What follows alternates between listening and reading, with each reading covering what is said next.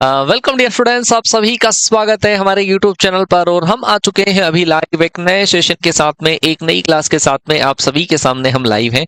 आज का session probability का है। वैसे बेसिकली इस टाइम पर एनडीए की क्लास हुआ करती है, लेकिन आज जो क्लास आप लोगों के लिए रखी गई है वो एयरफोर्स की क्लास रखी गई है, क्योंकि अभी हमारा एनडीए का एक मॉक टेस्ट का पेपर सोल्यूशन चल रहा है कैडेट डिफेंस एकेडमी के यूट्यूब चैनल पर। तो ये जो क्लास है वो एयरफोर्स वाले हमारे शेरों सैनियों के लिए है, क्योंकि उनका टॉपिक एक बचा हुआ था प्रोबेबिलिटी और एक मैट्रिक्स एंड डिटर्मिनेंट बचा हुआ था। तो कल जो क्लास आपकी रहेगी, ये क्लास कल रख लेते हैं, जिसमें मैट्रिक्स एंड डिटर्मिनेंट का जो पोर्शन है वो हम आपको खत्म करवा देंगे। ठीक है भाई। तो मैं चाहूंगा कि जो भी हमारे सोल्जर्स जो क्लास में आ चुके हैं, कमेंट में एक बार आप लोग टाइप कर दें, I love my parents, I love my parents, I love my parents. फिर स्टार्ट करते हैं आज का सेशन। हमेशा आपको एक ही बात बोली है और एक ही बात बोलूंगा कि हमेशा दिल में एक ही बात रखना, मन में केवल एक ही विश्वास रखना कि कैसे हार जाऊं इस जंग को, कैसे हार जाऊं इस जंग को। मेरी माँ मेरी जीत का इंतजार किए बैठी है, मेरी माँ मेरी जीत का इंतजार किए बैठी है। तो भाई, अगर हम ये कॉन्फिडेंस के साथ में बैठते हैं कि हमारे माँ बाप ने हमारे लिए कितने संघर्ष सहन करे हैं, वो हमारे लिए क्या क्या कर सकते हैं, वो हमेशा हमारे को हमारे दिमाग में रखते हैं, तो क्यों ना हम कुछ टाइम पर अच्छा करके बहुत अच्छा उन लोगों के लिए कर सकते हैं। केवल कुछ दिनों की मेहनत है, बस कुछ दिनों की मेहनत है ना। और फिर उसके बाद में एक बहुत बड़ा सा शोर आएगा जो लोग करेंगे, जो लोग आपको टोंट कसते थे कि नहीं तू नहीं कर पाएगा, और हमने साहब वो कर दिखाया। तो लोग साहब उन गालियों को तालियों के अंदर तब्दील कर लेंगे अपने आप ही। लेकिन हमारी औकात उस लेवल की होनी चाहिए, ठीक है। और वो हमें नहीं भी है तो वो बनानी पड़ेगी। आपकी सोच से, आपके मेंटेलिटी से आपको हर चीज जो है वो दिमाग में रखनी पड़ेगी, तब जाके वो सोच बनेगी। तो आज का जो सेशन है प्रोबेबिलिटी का, वो एक क्वेश्चन आपका पेपर में पक्का करके जाएगा, ये विश्वास रखना। आज की क्लास से ही एक क्वेश्चन छापने जितना हम काम कर देंगे। ठीक है भाई, तैयार हैं आप लोग? हाँ, वाई ग्रुप से हो वाई ग्रुप में अगर प्रोबेबिलिटी आती है तो भाई पढ़ लो, ठीक है ना। हाँ, पढ़ सकते हो वाई ग्रुप में अगर प्रोबेबिलिटी आती है तो स्टार्ट कर रहे हैं। प्रोबेबिलिटी का सेशन है हमारा, बिल्कुल बेसिक से स्टार्ट करेंगे, टॉप लेवल पर जाने की कोशिश करेंगे। तो ज्यादा ऐसा नहीं सोचना है कि हाँ क्वेश्चंस साथ साथ में मैं करवा दूंगा, आपको टेंशन मत लेना। क्वेश्चंस भी है मेरे साथ में, और थ्योरेटिकल जो पोर्शन इसका होता है वो भी हम बात कर लेंगे। ठीक है भाई। प्रोबेबिलिटी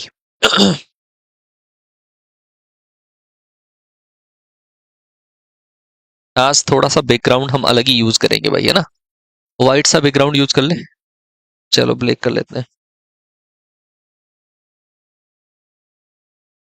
हाँ जी भाई, प्रोबेबिलिटी हम टॉपिक स्टार्ट कर रहे हैं। और आप जानते हो कि प्रोबेबिलिटी से एक क्वेश्चन आप आया ही करता है ना। प्रोबेबिलिटी का मतलब है प्रायिकता, और प्रायिकता का मतलब होता है संभावना। किसी भी घटना के घटित होने की जो संभावना होती है, उसी को हम प्रोबेबिलिटी से डिनोट करते हैं। प्रोबेबिलिटी को बेसिकली पी से डिनोट किया जाता है, और कोई भी इवेंट की जो प्रोबेबिलिटी होती है उसको हम 0 से लेकर 1 के बीच में लिखते हैं। प्रोबेबिलिटी कभी भी माइनस में नहीं होती, प्रोबेबिलिटी कभी 0 से छोटी नहीं होती, कभी भी प्रोबेबिलिटी हमारी 1 या 1 से ग्रेटर नहीं होती। 0 उस इवेंट की प्रोबेबिलिटी होती है जो घटना कभी भी हो ही नहीं सकती, है ना। और वो घटना की प्रोबेबिलिटी 1 होती है जो घटना हमेशा, पूरे पूरे चांसेस है उस घटना के, तो उसकी प्रोबेबिलिटी हमेशा कितनी रहेगी? 1 रहेगी। ठीक है। 2 घंटे की क्लास है, 2 घंटे की क्लास में आपका प्रोबेबिलिटी वाला जो सेक्शन है वो पूरा खत्म हो जाएगा, है ना। फिर उसके बाद में आपका मॉक टेस्ट का सोल्यूशन चलेगा, और मॉक टेस्ट का सोल्यूशन आपको देखना है। ठीक है भाई। तो प्रोबेबिलिटी को जब हम कैलकुलेट करते हैं तो आपने देखा होगा प्रोबेबिलिटी के अंदर हम अलग अलग टाइप की जो इवेंट्स हैं उनको लेकर चलते हैं, प्रायिकताओं को। और इसका यदि हम फॉर्मूला देखते हैं तो वो होगा हमारे पास फेवरेबल आउटकम, और अपॉन होगा हमारे पास टोटल आउटकम होगा। ये आपने पहले पढ़ा होगा। फेवरेबल आउटकम का मतलब है अनुकूल घटनाएं, एंड टोटल आउटकम का मतलब है कुल घटनाएं। यदि अनुकूल घटनाओं के अंदर यदि हम कुल घटनाओं का डिवाइड कर देते हैं, मतलब कोई भी इवेंट का टोटल जितने चांसेस हैं उनमें से इस घटना के घटित होने के कितने चांसेस हैं, उसी को हम क्या बोल देते हैं? प्रोबेबिलिटी बोलते हैं। आगे चलकर ये सारी जो डेफिनेशंस है वो आपके क्लियर हो जाएगी। प्रोबेबिलिटी को पढ़ने के लिए हमें कुछ टर्म्स की जरूरत होती है, कुछ डेफिनेशंस को हमें समझना पड़ता है, और उन डेफिनेशंस में से पहली जो डेफिनेशन है वो है अभिप्रयोग। तो किसी भी तरह का कोई प्रयोग जिसका कम से कम एक रिजल्ट जरूर होता है उसको हम बोलते हैं अभिप्रयोग। ऐसा नहीं होता है प्रोबेबिलिटी के अंदर हम चाहे जो सर एक कॉइन को टॉस कर दूं, एक डाइस को टॉस कर दूं, सर इनको मिला के टॉस कर दूं, कुछ भी कर दूं, ऐसा नहीं चलता है प्रोबेबिलिटी में। प्रोबेबिलिटी में चलता है हमेशा ऐसा एक्सपेरिमेंट चलता है, ऐसा अभिप्रयोग माना जाता है जो हम एक्सपेरिमेंट करते हैं जिसका कम से कम एक रिजल्ट जरूर होना चाहिए। एक ऐसा प्रयोग जिसका कम से कम एक रिजल्ट हो उसको अभिप्रयोग कहते हैं, और उस अभिप्रयोग का जो परिणाम होता है उसको हम घटना बोलते हैं, इवेंट बोलते हैं। जैसे मान लो कि कॉइन है, उस कॉइन के ऊपर हेड और टेल लिखा हुआ है, तो हम उस कॉइन को जब टॉस करेंगे तो उसको अभिप्रयोग कहा जाएगा। टॉस करना तो अभिप्रयोग है, और टॉस करने के बाद में हेड या टेल आना वो क्या है, इवेंट है। जैसे डाइस है, पासा है, और उस पासे को टॉस यदि हम करते हैं, पासे को उछाला हमने, तो पासे को उछालना एक अभिप्रयोग है, और वो अभिप्रयोग काउंट किया जाएगा जिसमें पासे के ऊपर 1 2 3 4 5 6 लिखा हुआ है। अगर पासे के ऊपर कोई इवन या दो कलर अलग अलग कलर से पासे को अलग अलग कलर से डिनोट किया गया है, मतलब ऐसा बिल्कुल क्लीन पासा है और तुम कह रहे हो 6 आने की प्रोबेबिलिटी निकालो, तो वो कोई चांसेस नहीं है, वो प्रोबेबिलिटी में अभिप्रयोग नहीं माना जाता, एक्सपेरिमेंट नहीं माना जाता है ना। फिर जब हमने डाइस को टॉस किया, तो डाइस को टॉस करना तो अभिप्रयोग है, और डाइस को टॉस करने पर 1 2 3 4 5 6 या रेड या ब्लैक कलर या व्हाइट कलर आना, उसको हम क्या बोल देते हैं, इवेंट बोलते हैं, परिणाम। हर एक्सपेरिमेंट का जो परिणाम होता है उसको हम बोलते हैं घटना बोलते हैं। ठीक है, ये है हमारे पास थोड़ी सी डेफिनेशन जो आपको समझनी है। आगे चलकर हमारे पास है जो मोस्ट इंपोर्टेंट पोर्शन है प्रोबेबिलिटी का, जो आपको आना ही चाहिए क्योंकि इसके बिना प्रोबेबिलिटी इम्पॉसिबल है। सैंपल स्पेस, किसी भी तरह का कोई प्रयोग जो हम करते हैं, उस प्रयोग के संबंधित सभी घटनाओं का समुच्चय, उसी को हम क्या बोलते हैं, प्रतिदर्श समष्टि बोलते हैं। जैसे मान लो कि हमने कॉइन को टॉस किया, मान लो कि हमने डाइस को, तो डाइस को टॉस करने पर उसके जितने परिणाम आते हैं, उन परिणामों का जो समुच्चय होता है उसी को हम बोलते हैं प्रतिदर्श समष्टि बोलते हैं, सैंपल स्पेस उसको बोला जाता है। ध्यान रखना, सैंपल स्पेस को बेसिकली हम कैपिटल एस से डिनोट करते हैं। कैसे सैंपल स्पेस बनाया जाता है उस सैंपल स्पेस को समझना, क्योंकि इसको लगा डाला तो लाइव जिंगा लाला, है ना। बिना सैंपल स्पेस के प्रोबेबिलिटी कैलकुलेट करी ही नहीं जा सकती, प्रोबेबिलिटी समझ में नहीं आएगी। तो हम यहाँ पर सैंपल स्पेस को जो करेंगे वो अलग अलग इवेंट जो आपके सबसे ज्यादा काम में आएगी उन्हीं इवेंट्स को लेकर चलेंगे। तो सबसे पहले तो जैसे मान लो सैंपल स्पेस कैसे बनाते हैं, मान लो कि हमने 1 कॉइन को टॉस किया, हम एक ही कॉइन को टॉस कर रहे हैं, और 1 कॉइन को यदि हमने टॉस किया, एक सिक्के को हमने उछाला। जब एक सिक्के को यदि हम उछालते हैं तो उसके ऊपर दो ही चांसेस होते हैं, हेड या फिर टेल, और इन हेड या टेल को हम सैंपल स्पेस बना लेते हैं। ये सैंपल स्पेस होगा, ऐसे डिनोट करते हैं। इस सैंपल स्पेस में जो अवयवों की संख्या है उसको हम एनएस से शो करते हैं।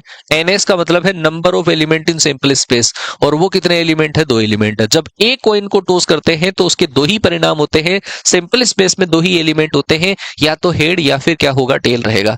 अगर हम 2 कॉइन को टॉस करते हैं, 2 कॉइन्स को टॉस अगर किया जाए 2 कॉइन को, तो पहले कॉइन को यदि हम टॉस करेंगे तो हेड या टेल आएगा, और दूसरे कॉइन को यदि हम टॉस करते हैं तो हेड या टेल आएगा।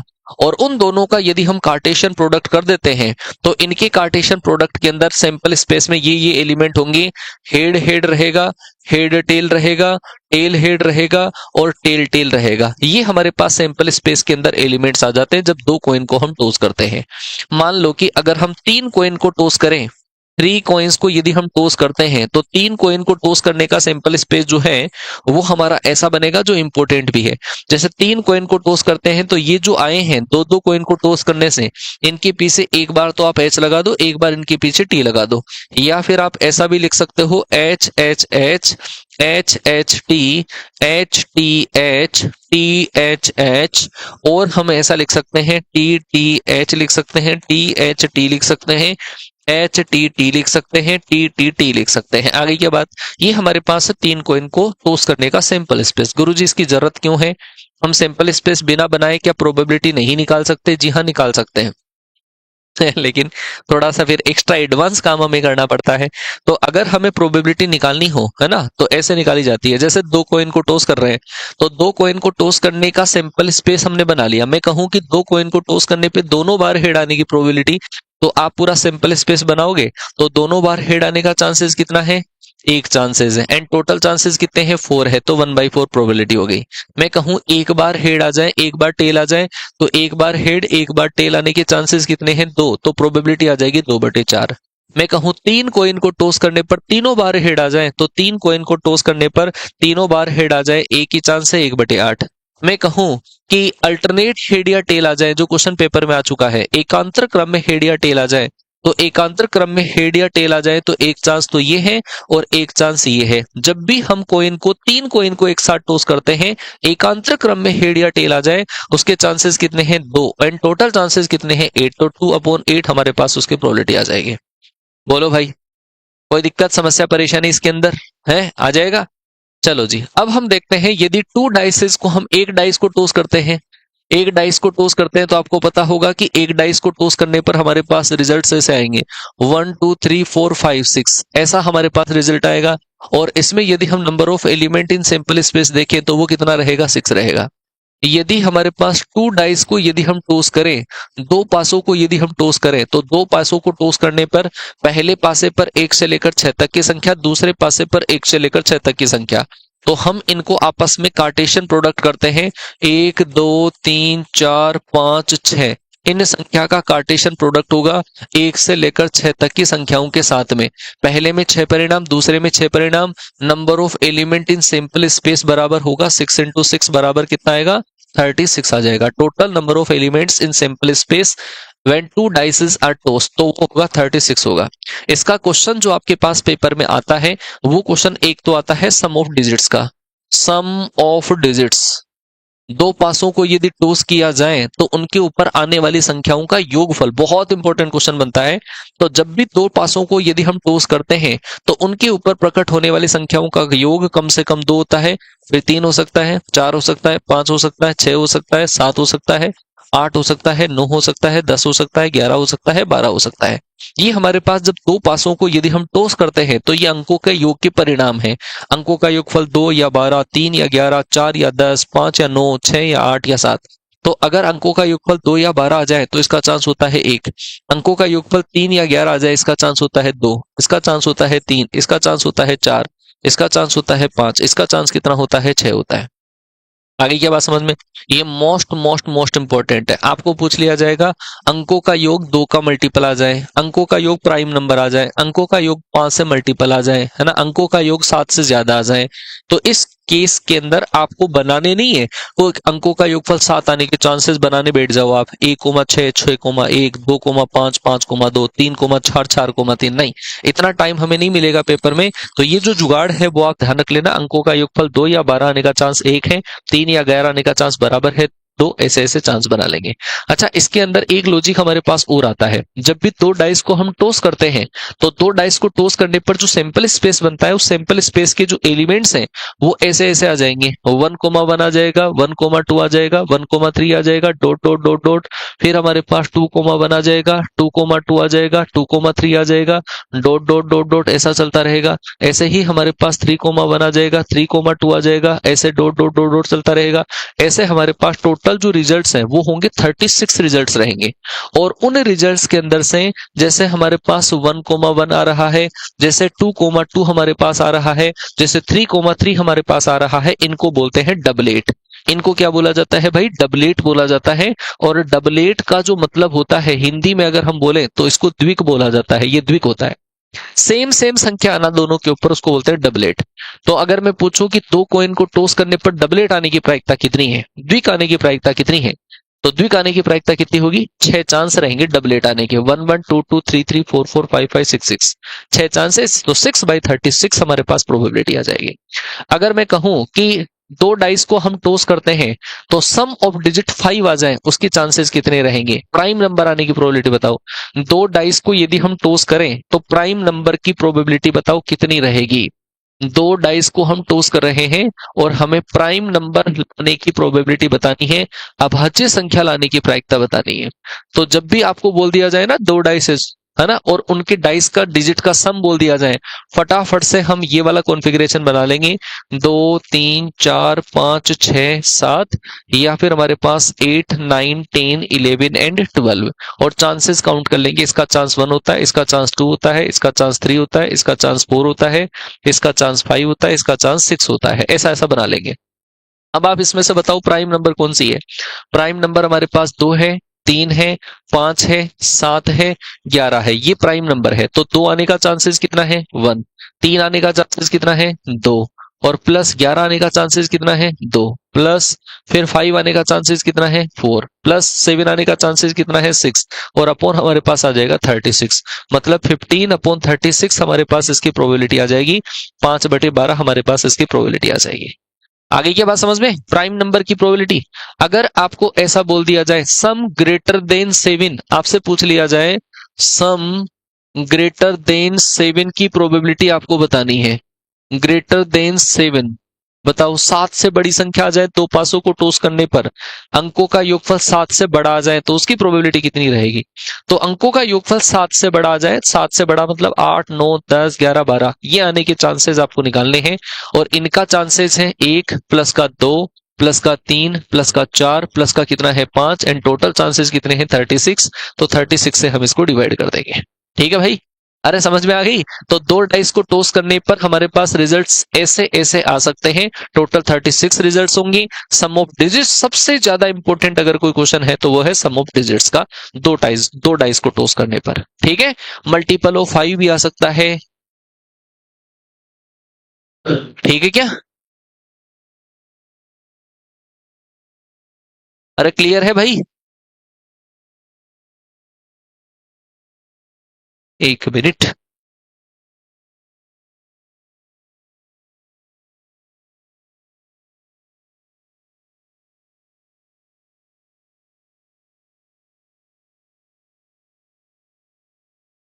ठीक है, चलो चलो चलो, बहुत अच्छी बात है। तो ये है हमारे पास सम ऑफ डिजिट ग्रेटर देन 7 आ गया। सम ऑफ डिजिट हमारे पास मल्टीपल ऑफ 5 भी आ सकता है ना। जो भी है आप इसमें पहले सैंपल स्पेस बनाओगे और सैंपल स्पेस बना के आप काम कर लोगे, जो मैंने बताया आपको है ना, उस तरीके से काम कर लोगे। ये है तो दो डाइस का। अब हमारे पास जो क्वेश्चन है वो 3 डाइस का भी आ सकता है। 3 डाइस को यदि हम टॉस करते हैं, 3 पासों को यदि उछालते हैं, तो total number of element in sample space, total number of element in sample space क्या हो जाएगा, 6 इंटू 6 इंटू 6 बराबर कितना आ जाएगा 216 आ जाएगा। ठीक है, टोटल परिणाम एक बार डाइस को टॉस करते हैं तो 6 रिजल्ट है, दूसरी बार में 6, तीसरी बार में 6, तो 6 इंटू 6 इंटू 6 कितना आ जाएगा 216 आ जाएगा। अब इसमें भी जो क्वेश्चन हमसे पूछा जाता है वो पूछा जाता है सम ऑफ डिजिट्स का क्वेश्चन पूछा जाता है। जब भी हम 3 पासों को उछालते हैं तो उसके ऊपर प्रकट अंकों का योगफल वो कितना कितना हो सकता है। अंकों का योगफल कम से कम 3 रहेगा, क्योंकि पहले पे 1, दूसरे पे 1, तीसरे पे 1, तो कम से कम 3 आएगा। 3 आ सकता है, 4 आ सकता है, 5 आ सकता है, 6 आ सकता है, 7 आ सकता है, 8 आ सकता है, 9 आ सकता है, 10 आ सकता है, या फिर मैक्सिमम 18 आ सकता है। 18 आ सकता है, 17 आ सकता है, 16 आ सकता है, 15 आ सकता है, 14 आ सकता है, या 13 आ सकता है, 12 आ सकता है, या फिर 11 आ सकता है। अगर अंकों का योगफल 3 या फिर 18 आ जाए तो उसका चांस होता है 1। अंकों का योगफल हमारे पास 4 या फिर 17 आ जाए उसका चांस रहता है 3। इसका चांस होता है 6, इसका चांस होता है 10, इसका चांस होता है हमारे पास 15, इसका चांस होता है हमारे पास 21। ये कैलकुलेट करने के लिए आप इसके अंदर पहले 2 प्लस कर दो, फिर आप इसके अंदर 3 प्लस कर दो, फिर आप इसके अंदर 4 प्लस कर दो, फिर इसके अंदर आप 5 प्लस कर दो, इसके अंदर आप 6 प्लस कर दो। ये याद रखने का जुगाड़ है ना। फिर आपको 4 प्लस करना होता है और फिर आपको 2 और प्लस करना होता है, तो ये हमारे पास चांसेस आ जाते हैं। ये पूरे चांसेस आप ध्यान रख लो, मोस्ट इंपोर्टेंट है। अगर वैसे बनाने बैठ गए कि 3 डाइस को टॉस करने पर अंकों का योगफल ये आता है ना, तो फिर दिक्कत हो जाएगी। अरे भाई सरप्राइज वगैरह बता दिया जाएगा, थोड़ा सा पेशेंस रख लो है ना। हाँ, अगर मैं आपको कहूं कि 3 डाइस को टॉस किया गया है और 3 डाइस को टॉस करने पर मल्टीपल ऑफ 15 आ जाए, मल्टीपल ऑफ 5 आ जाए, ठीक है जी, 3 डाइस को टॉस करने पर 5 से विभाजित या 5 का गुणज आने की प्रायिकता आपको निकालनी है। तो 5 का गुणज कौन कौन सा हो सकता है। 5 का मल्टीपल हमारे पास 5 हो सकता है, अंकों का योगफल 5, अंकों का योगफल 10, अंकों का योगफल 15। इन सब के चांसेस हमें काउंट करने पड़ेंगे। जब अंकों का योगफल 5 आ जाए, अंकों का योगफल 5 आने का चांस, अंकों का योगफल 10 आने का चांसेस, अंकों का योगफल 15 आने का चांसेस हमें काउंट करना है। जब अंकों का योगफल हम 5 लाएंगे तो इसके चांसेस है 6। अंकों का योगफल मतलब सम ऑफ डिजिट 10 आ जाए तो 10 आने का चांसेस कितना है 27। सम ऑफ डिजिट हमारे पास 15 आ जाए तो 15 आने का चांसेस कितना है 10, एंड टोटल चांसेस हमारे पास कितने हैं 216। तो हम 216 का इसमें डिवाइड कर देंगे, ये होगा मल्टीपल ऑफ 5। बात आपको समझ में आ गई होगी। अरे बोलो तो सही। तीन डाइस को टॉस करते हैं तो हमारे पास ये रिजल्ट आ सकते हैं, ऐसे ऐसे प्रोबेबिलिटी निकाली जा सकती है। आपको इवन नंबर पूछा जा सकता है, आपको ये भी बोला जा सकता है सम ग्रेटर देन 15 निकालो, सम ग्रेटर देन 15 निकालना है आपको, है ना। तीन डाइस को टॉस करने पर अंकों का योगफल 15 से बड़ा आ जाए, इसकी प्रायिकता बताओ कितनी है। तो 15 से बड़ा, अंकों का योगफल 15 से बड़ा, 16 17 18, तो 16 का चांसेस 6 3 9 और 1 10, तो हमारे पास टोटल 10 चांसेस बनेंगे एंड टोटल बनेंगे 216 बनेंगे। ये होगा सम ग्रेटर देन 15, 15 से बड़ा अंकों का योगफल आ जाए तो। आ गई क्या बात समझ में बेटा? यहां तक की बात समझ में आ गई? तो ये है तीन डाइस का क्वेश्चन, जो कि बहुत बहुत बहुत बहुत इंपॉर्टेंट है, तीन डाइस का क्वेश्चन। अच्छा, उसके बाद में हमारे पास जो क्वेश्चन आता है वो आता है एक ईयर वाइज क्वेश्चन आता है। ईयर के अंदर हमारे पास कैसे क्वेश्चन आएंगे? ईयर के अंदर जैसे आपने देखा होगा, लीप ईयर के अंदर या फिर जनवरी के अंदर 5 संडे हो जाए, 5 मंडे हो जाए, ऐसे क्वेश्चन, 53 संडे हो जाए, 53 मंडे हो जाए, ऐसे ऐसे टाइप के क्वेश्चन आते हैं। इसका कॉन्सेप्ट समझिए क्या है। इसका कॉन्सेप्ट ये है कि ईयर हमारे पास होते हैं दो टाइप के, एक होता है हमारे पास लीप ईयर होता है और एक ईयर हमारे पास होता है नॉन लीप ईयर होता है। जो हमारे पास लीप ईयर होता है उसके अंदर टोटल नंबर ऑफ डेज 366 होते हैं, टोटल नंबर ऑफ डेज 366 366 दिन होते हैं, जबकि नॉन लीप ईयर जो होता है उसके अंदर 365 दिन होते हैं। इन 366 दिनों के अंदर टोटल जो वीक होते हैं, टोटल जो सप्ताह होते हैं, और वो होते हैं हमारे पास 52। इसके अंदर भी हमारे पास 52 वीक होते हैं। 52 वीक के अंदर मिलाकर 364 दिन हो जाते हैं, 364 दिन हो जाते हैं। तो इस केस के अंदर इसके अंदर जो दिन बचते हैं वो 2 डेज रिमेनिंग बचते हैं, 2 दिन सप्ताह के अलावा एक्स्ट्रा बच जाते हैं। इसमें 2 दिन रिमेनिंग होता है और इसके अंदर 1 डे रिमेनिंग होता है, इसमें 1 दिन बच जाता है। तो आपको बेसिकली जो काउंट करना होता है, तो 1 दिन बचता है उसका सैंपल स्पेस, 2 दिन बचते हैं उसका सैंपल स्पेस, या कई बार कोई मंथ में 3 दिन बचेंगे तो उसका सैंपल स्पेस। अच्छा, इसमें एक और चीज ध्यान रखना, लीप ईयर के अंदर फेब जो मंथ होता है उसके अंदर 29 दिन होते हैं, इसमें 29 दिन होते हैं, जबकि फेब मंथ में नॉन लीप ईयर के अंदर जो दिन होते हैं वो होते हैं हमारे पास 28 दिन होते हैं। बस 1 दिन का फर्क होता है, वो फेब मंथ का फर्क होता है और कोई फर्क नहीं होता। अब अगर आपके पास जब भी 1 दिन का सैंपल स्पेस बनाना हो, 1 दिन का सैंपल स्पेस बनाना हो, तो वो ऐसे बनेगा, Saturday Sunday Monday Tuesday Thursday Friday Saturday, ये हमारे पास सैंपल स्पेस बन जाएगा। ठीक है, 1 दिन का। 2 दिन का सैंपल स्पेस अगर हम बनाए, 2 दिन का सैंपल स्पेस बनाए, तो वो रहेगा हमारे पास Saturday Sunday, Sunday Monday, Monday Tuesday, Tuesday Wednesday, Wednesday Thursday, Thursday Friday and Friday Saturday. ठीक है जी, ये हमारे पास सैंपल स्पेस रहेगा। 2 दिन अगर बचते हैं ना तो सिंपल स्पेस ये बनेगा। अगर 3 दिन हमारे पास बचते हैं, 3 दिन अगर बचते हैं तो 3 दिन का सिंपल स्पेस ऐसे बनेगा, Saturday Sunday Monday, Sunday Monday Tuesday, या फिर मंडे ट्यूसडे वेनसडे, और ट्यूसडे वेनसडे थर्सडे, और Wednesday Thursday Friday, Wednesday Thursday and Friday, और या फिर थर्सडे फ्राइडे एंड सैटरडे, या फिर फ्राइडे सैटरडे एंड संडे। ठीक है, ये चांसेस बनेंगे। मतलब 1 दिन बचे, चाहे 2 दिन बचे, चाहे 3 दिन बचे, सबके अंदर सैंपल स्पेस में टोटल एलिमेंट तो 7 ही रहेंगे। देखो क्वेश्चन कैसा पूछा जाता है।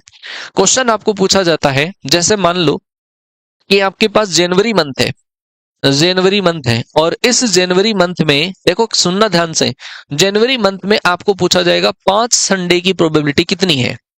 तो जनवरी संडे के अंदर, जनवरी मंथ के अंदर दिन कितने होते हैं, 31 डे होते हैं। ठीक है, और 31 डे के अंदर आप वीक काउंट करो, कितने वीक होते हैं, तो 7 का डिवाइड करो, तो इसके अंदर 4 तो कंप्लीट वीक बन गए, जिसमें 28 दिन हो गए, और 3 दिन जो है वो हमारे पास बच गए, 3 डेज रिमेनिंग।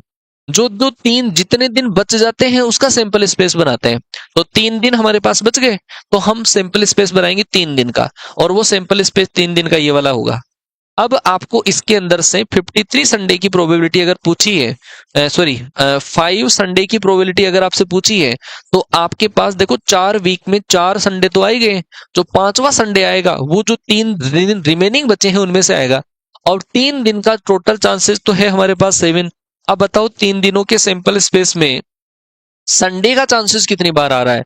ये देखो, सैटरडे संडे मंडे, एक देखो संडे मंडे ट्यूसडे, और ये देखो फ्राइडे सैटरडे संडे। 3 चांस ऐसा है, मतलब 3 बचते हैं तो प्रोबेबिलिटी 3/7 होती है। अगर 2 दिन बचते हैं तो 2/7 होती है। 1 दिन बचता है तो 1/7 होती है। तो 3 दिन अगर बचते हैं तो प्रोबेबिलिटी कितनी होगी? 3/7 रहेगी। अच्छा जी, और सुनिए, जैसे मान लो कि मैं कहूं आपको कि एक हमारे पास लीप ईयर है, उस लीप ईयर में फेब मंथ में 5 मंडे की प्रोबेबिलिटी आपको निकालनी है। एक हमारे पास लीप ईयर है और उस लीप ईयर के फेब मंथ में, लीप ईयर के फेब मंथ में 5 मंडे की प्रोबेबिलिटी आपको निकालनी है। ठीक है, तो क्वेश्चन बहुत सिंपली बन जाता है इसका, आराम से बन जाता है। कैसे? देखो आप, पहली बात तो लीप ईयर, लीप ईयर के अंदर टोटल दिन कितने होते हैं? लीप ईयर का ये प्रोस्पेक्टस पूरा लिखा हुआ, 366 दिन होते हैं, और लीप ईयर के फेब मंथ में 29 दिन होते हैं। 29 में अगर आपको 7 का डिवाइड करना है तो टोटल 4 वीक हो जाएंगे, लेकिन एक दिन बचेगा। भाई 4 वीक में 4 ही तो संडे, 4 ही मंडे, 4 ही ट्यूसडे, सारे के सारे 4 हो गए। अब जो एक दिन आपके पास बचा है उसका सैंपल स्पेस आपको बनाना है। ये हमने सैंपल स्पेस बना लिया एक दिन का। आपको क्या चाहिए? 5 मंडे। तो इसमें मंडे का चांस देख लो, मंडे का चांस 1 है, तो इसकी प्रोबेबिलिटी कितनी होगी? 1/7 रहेगी। इसकी प्रोबेबिलिटी 1/7 आ जाएगी। बात समझ में आ गई होगी आपको।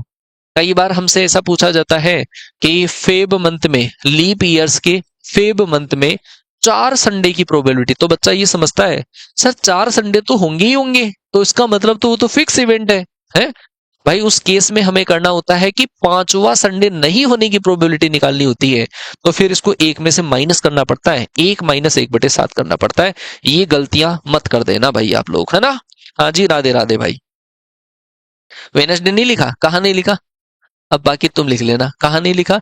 Sunday Monday Tuesday Wednesday Thursday. अच्छा कितने दिन? संडे अच्छा सैटरडे को 2 बार लिख दिया क्या? ये लो वेडनेसडे को लिख लो। ठीक है, अरे क्लियर हो गया? 2 दिन वाले में ट्यूसडे रह गया।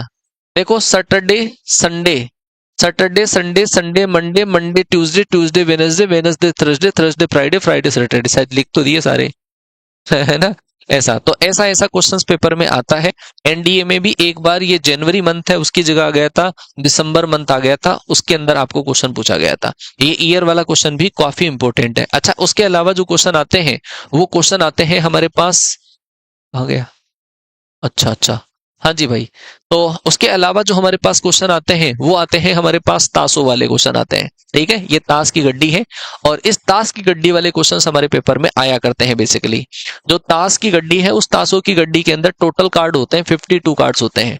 टोटल 52 कार्ड्स होते हैं, और 52 कार्ड्स जो हैं वो 4-4 के सेक्शन में बटे हुए हैं।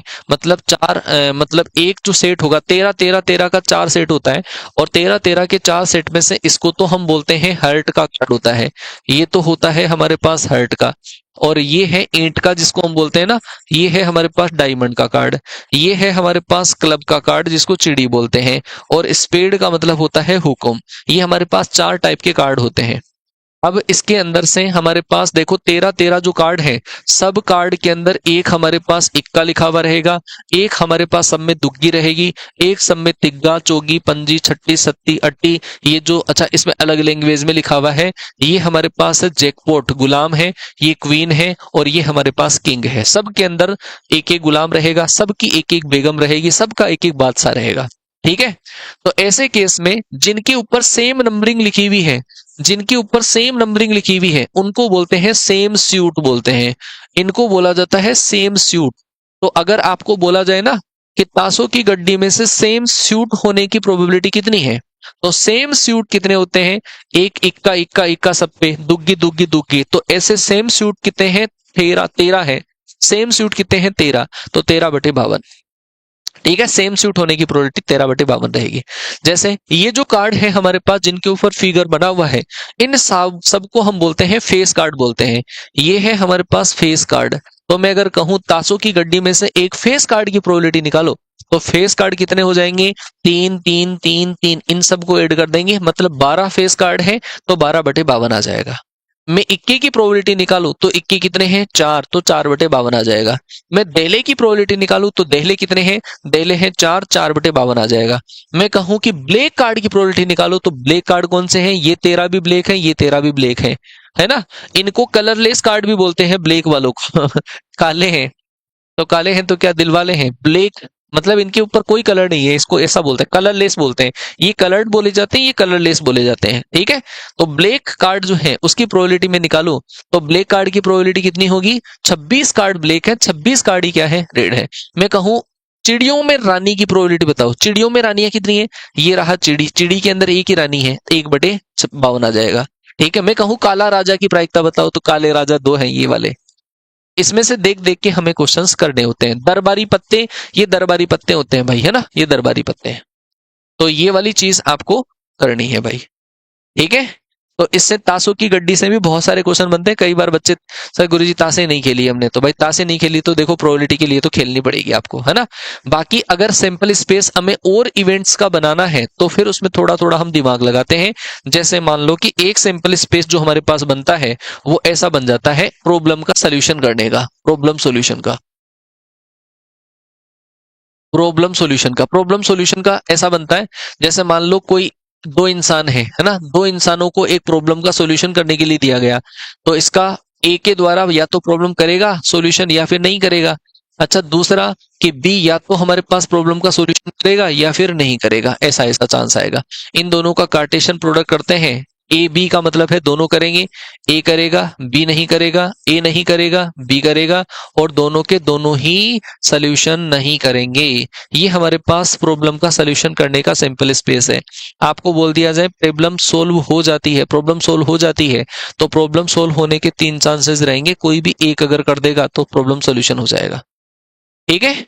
तो ऐसे ऐसे क्वेश्चंस अरे तो बोल तो दिया इंग्लिश में, ऐसे ऐसे चांसेस हमारे पास आते हैं। चलो कुछ टाइप की प्रोबेबिलिटी है, आप और समझ लीजिए इसको।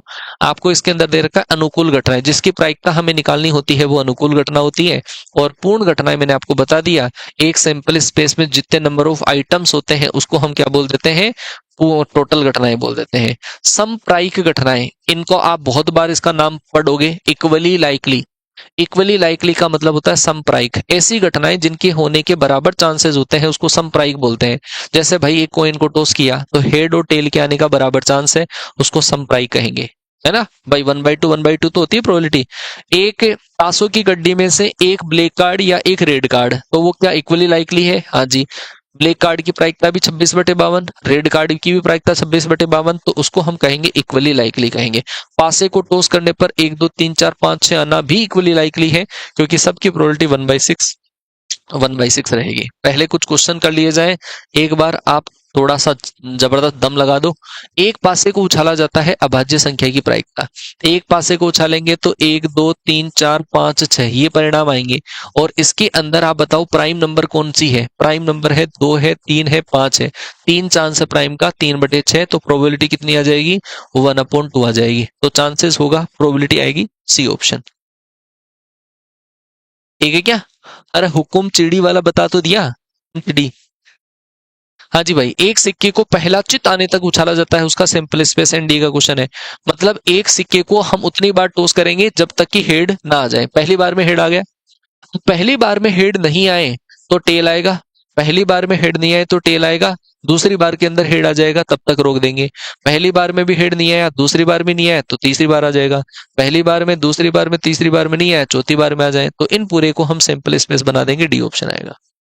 हाँ जी, एक सिक्के को 3 बार उछाला गया है, एक चित अथवा 2 चित आने की प्रायिकता आपको निकालनी। देखो बीच में यह वर्ड आया है, एक कॉइन को जब हम 3 कॉइन को एक साथ टॉस करें या एक कॉइन को हम 3 बार टॉस करें, बराबर चांसेस रहेंगे, head head head head head tail, head tail head, tail head head, ठीक है।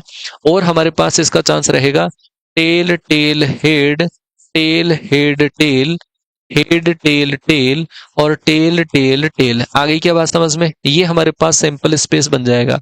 आपको बोला था एक सिक्के को 3 बार उछाला गया है, एक चित अथवा 2 चित आने की प्रायिकता, एक चित आने का चांसेस कितना है, एक चित आने का चांसेस है हमारे पास ये, 2 चित आने का चांसेस कितना है, ये है।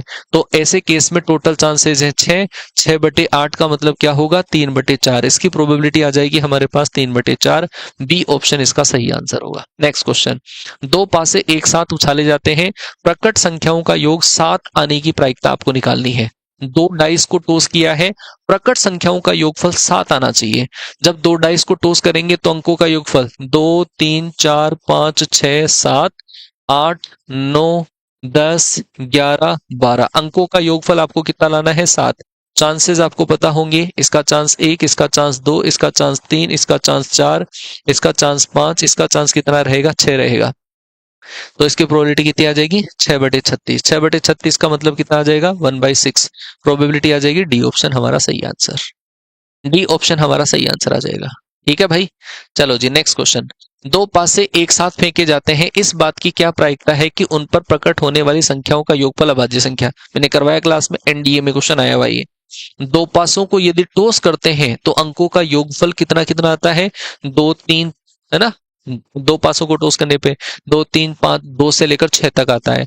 तो ऐसे केस में अभाज्य संख्या हो जाएगी 3 हो जाएगी, 2 हो जाएगा, 3 हो जाएगा, 5 हो जाएगा, 7 हो जाएगा, है ना, 11 हो जाएगा। ऐसे ऐसे करवा दिया मैंने क्वेश्चन। यादृच्छिक चुने गए एक साधारण वर्ष, साधारण वर्ष का मतलब कितने दिन हो जाएंगे? 365 दिन हो जाएंगे। 365 दिन हो जाएंगे साधारण वर्ष में, है ना, नॉन लीप ईयर है। इसके अंदर हमारे पास टोटल जो वीक हो जाएंगे वो 52 वीक हो जाएंगे। और ऐसे केस के अंदर हमारे पास एक दिन जो होगा वो रिमेनिंग बचेगा। एक दिन जो रिमेनिंग बचेगा, तो मैंने कहा था जब एक दिन रिमेनिंग बचे तो प्रोबेबिलिटी 1/7 रहेगी। 2 दिन रिमेनिंग बचे तो प्रोबेबिलिटी 2/7 रहेगी। 52 वीक में 52 संडे, 52 मंडे, 52 ट्यूसडे हो गए। लेकिन एक जो आपको एक्स्ट्रा लाना है वो किस में से आएगा? जो दिन बचेगा, रिमेनिंग बचेगा उसमें से। तो प्रोबेबिलिटी होगी 1/7। 1 से लेकर 25 तक नंबर लिखे हुए टिकटों को मिलाया गया है, एक अभाज्य संख्या की प्रायिकता। 1 से लेकर 25 तक टोटल टिकट कितने हैं? 25 हैं। तो पूरे सैंपल स्पेस के अंदर एलिमेंट्स कितने आएंगे आपके पास? 25 आ जाएंगे। आपको प्राइम नंबर की प्रोबेबिलिटी बतानी है, तो प्राइम नंबर क्या रहेगा? 2 3 5 7 11 13 15 16 17 18 19 20 21 22 23 ये चांसेस रहेंगे जो प्राइम नंबर है। कितनी प्राइम नंबर है? 3 3 6 6 और 3 9। तो 9/25 हमारे पास इस क्वेश्चन का सही आंसर आ जाएगा। 1 से लेकर 25 नंबर के अंदर प्राइम नंबर। अरे समझिए कि नहीं समझे? वो ऑप्शन में 6/36 और 1/6 दोनों थे। कहां पे था? 6/36 कहां था? कहां पे आ गया? 7/36 है। कहां पे आया? 6/36। वो गलती से लिख गया होगा कहीं। हाँ जी भाई, दो पासों को एक साथ उछालने पर प्रकट संख्याओं का योगफल 7 से ज्यादा। तो दो डाइस को टॉस करते हैं तो अंकों का योगफल 2 3 4 5 6 7 8 9 10 11 12 अंकों का योगफल 7 से ज्यादा। 7 से ज्यादा मतलब 8 9 10 11 12। इसके चांस काउंट कर लो। इसका चांस 1 है, इसका चांस 2 है, इसका चांस 3 है, इसका चांस 4 है, इसका चांस 5 है। ठीक है, इन सबको काउंट कर लो। 3 3 6 4 10 5 15। तो 15 बटे हमारे पास कितना आ जाएगा? 36। तो आ जाएगा 3 5 15 12 3 36। तो 5/12 हमारे पास इसकी प्रोबेबिलिटी आ जाएगी। बी ऑप्शन हमारा सही आंसर रहेगा। ठीक है, बी ऑप्शन। अच्छा एग्जाम में हाँ जी, दो पासों को फेंकने पर अंकों का योगफल 2 8 12 कर लोगे आराम से, है ना, सिंपल क्वेश्चन है। और देखो, चलो भाई आगे चलते हैं। आगे हमारे पास जो क्वेश्चन है वो है परमुटेशन कॉम्बिनेशन के बेसिस पे प्रोबेबिलिटी। और आप इसको स्टार लगा लो मेरे हिसाब से। ठीक है जी, स्टार लगा लो। और इस वाले क्वेश्चंस के अंदर ऐसे टाइप के जो क्वेश्चन होते हैं उसमें जब हम सिलेक्शन करते हैं तो वो सिलेक्शन परमुटेशन कॉम्बिनेशन की हेल्प से किया जाता है। ठीक है, अब परमुटेशन कॉम्बिनेशन से कैसे हेल्प करेंगे? इसमें परमुटेशन अप्लाई नहीं होता है। परमुटेशन जैसे नंबर ऑफ वर्ड्स बनाते हैं उनके अंदर अप्लाई होता है। सिलेक्शन जब हम करते हैं तब हम कॉम्बिनेशन को अप्लाई करते हैं। ठीक है, कैसे कैसे किया जाएगा? जैसे एक क्वेश्चन है हमारे पास, 52 ताश के पत्तों की गड्डी में से 2 पत्ते निकाले जाते हैं, प्रायिकता ज्ञात करो कि दोनों के दोनों पत्ते इक्के हो। इस क्वेश्चन को दो टाइप से किया जाएगा। पहली बात, जब भी हम पी एंड सी अप्लाई करते हैं तो वो जो क्वेश्चन होता है वो हमारे पास विदाउट सब्सटीट्यूशन का क्वेश्चन होता है। ध्यान रखना इस चीज का, विदाउट सब्सटीट्यूशन का होता है, बिना प्रतिस्थापन का क्वेश्चन होता है हर बार जब भी हम पी एंड सी अप्लाई करते हैं। तो अगर हमने परमुटेशन कॉम्बिनेशन को प्रोबेबिलिटी के अंदर इंक्लूड कर लिया और आप उस क्वेश्चन में इंक्लूड कर लिए जिसमें प्रतिस्थापन हो रहा है तो सा मिस्टेक हो जाएगी। बिना प्रतिस्थापन के ही हम काम करते हैं इसमें। अब आपको देखो, बोला गया है कि 2 इक्के, तो हमारे पास ताशों की जो गड्डी है उस ताशों की गड्डी के अंदर से टोटल 50 कार्ड होते हैं। उसके अंदर इको की जो संख्या होती है वो तो होती है 4, और इसमें जो अदर कार्ड्स होते हैं हमारे पास वो कितने होते हैं, वो होते हैं 48। आपको 2 इक्के चुनने हैं। 2 इक्के किस में से आ जाएंगे, ये रहे 4 इक्के हैं, 4 में से 2 तो इक्के लेने हैं, तो 4 में से 2 इक्के अगर हम लेंगे तो वो तो हमारे पास क्या रहेगा, फेवरेबल। एंड ये जो 52 कार्ड है उसमें से यदि हम 2 लेते हैं तो वो रहेगा हमारे पास टोटल रहेगा। तो 4 में से 2 इक्को का सिलेक्शन 4C2 टाइप से, और 52 पत्तों के अंदर से 2 पत्तों का सिलेक्शन वो हमारे पास टोटल काउंट कर लेंगे। एक तरीका तो हमारे पास ये है क्वेश्चन का। दूसरा तरीका, अगर हम पहला इक्का चुनते हैं तो 4 इक्के हैं एंड टोटल कार्ड कितने हैं हमारे पास 52। दूसरा इक्का यदि हम चुनते हैं तो अब इक्को की संख्या कितनी बच गई, 3, एंड टोटल कार्ड हमारे पास कितने बच गए, 51। तो इसको इससे कैंसिल करोगे 13 चौके 52, इसको इससे कैंसिल करोगे 17 तिया 51, मल्टीप्लाई करोगे तो राइट आंसर आ जाएगा हमारे पास डी ऑप्शन। ये question as it is exam में बहुत बार छपा है, बहुत बार छपा है। ठीक है क्या, चलो जी नेक्स्ट क्वेश्चन। एक कक्षा के अंदर 15 लड़के हैं, 10 लड़कियां हैं, 3 विद्यार्थियों का चयन किया जाता है, उनमें से 1 लड़की और 2 लड़के होने चाहिए, 1 लड़की और 2 लड़के। तो भाई क्लास के अंदर 15 तो हमारे पास है बॉयज, नंबर ऑफ बॉयज तो है 15, और गर्ल्स की अगर मैं बात करूं तो गर्ल्स कितनी है, 10 है। आपको सिलेक्शन कितनों का करना है, 3 का। उनमें से 1 तो लड़की, इसमें से तो 1 लड़की का सिलेक्शन, और 2 लड़कों का सिलेक्शन करेंगे तो 2 लड़कों का सिलेक्शन इसमें से। 15 में से 2 का सिलेक्शन करें तो 15C2 आ जाएगा, 10 में से 1 का सिलेक्शन करें तो 10C1 आ जाएगा, एंड टोटल कितने हैं, टोटल है हमारे पास 25। इन 25 में से हम 3 का सिलेक्शन कर लेंगे तो 25C3 आ जाएगा। ठीक है, बस इसको सोल्व करना होता है और सोल्व करते ही हमारे पास आंसर आ जाता है, बाकी सोल्व करने की जिम्मेदारी आपकी है। नेक्स्ट क्वेश्चन, 3 आदमी 2 महिला 4 बच्चे हैं, 3 तो है साहब आदमी ऐसे हैं। नंबर ऑफ मेन, मेन कितने हैं, 3 आदमी हैं, 3 तो है साहब आदमी, और महिला वुमेन, और उसकी जो संख्या है वो है हमारे पास 2, और बच्चों की जो संख्या है, बच्चों की जो संख्या है वो कितनी है, 4। आपको क्या बोला है, 4 का सिलेक्शन करना है जिसमें से 2 बच्चे, टोटल 4 का सिलेक्शन करना है और बच्चे 2 ही अच्छे।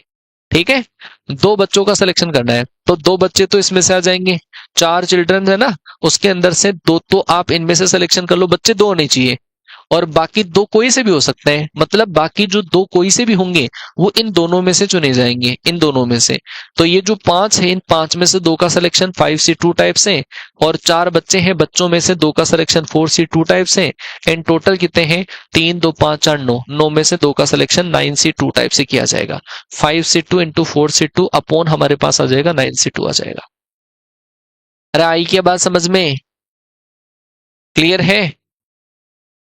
हाँ, चलो नेक्स्ट। आपको दे रखा है वही वैसा ही क्वेश्चन है, आपको दे रखा है 6 तो रेड बॉल है, 4 व्हाइट बॉल है और 8 ब्लू कलर की बॉल है, और उनमें से 2 तो आपको व्हाइट लेनी है और 1 आपको रेड लेनी है। तो व्हाइट, तो व्हाइट कितनी है, व्हाइट है 4, 4 में से पहले 2 का सिलेक्शन कर लो, 4 में से 2 का सिलेक्शन, और एक जो बॉल है वो क्या होनी चाहिए, रेड। रेड बॉल कितनी है, 6, 6 बॉल में से 1 बॉल का सिलेक्शन। अब टोटल में से 3 का सिलेक्शन करना है, टोटल कितनी हो जाएगी, 6 4 10 और 8 18, 18 में से हम सिलेक्शन कर लेंगे कितने का, 3 का सिलेक्शन कर लेंगे, 18C3 हमारे पास सही आंसर आ जाएगा।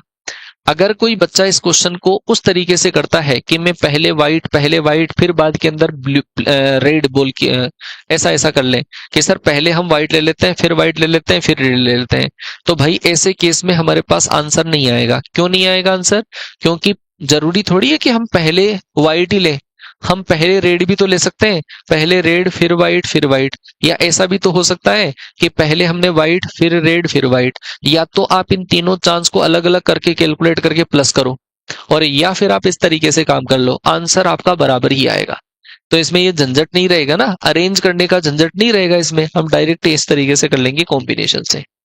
ठीक है क्या, 9C4 होगा पीछे वाले में, क्या बता रहे हो, 9C4, हाँ 9C4 आएगा। हाँ जी भाई, ये एनडीए का भी क्वेश्चन है एक ऐसा।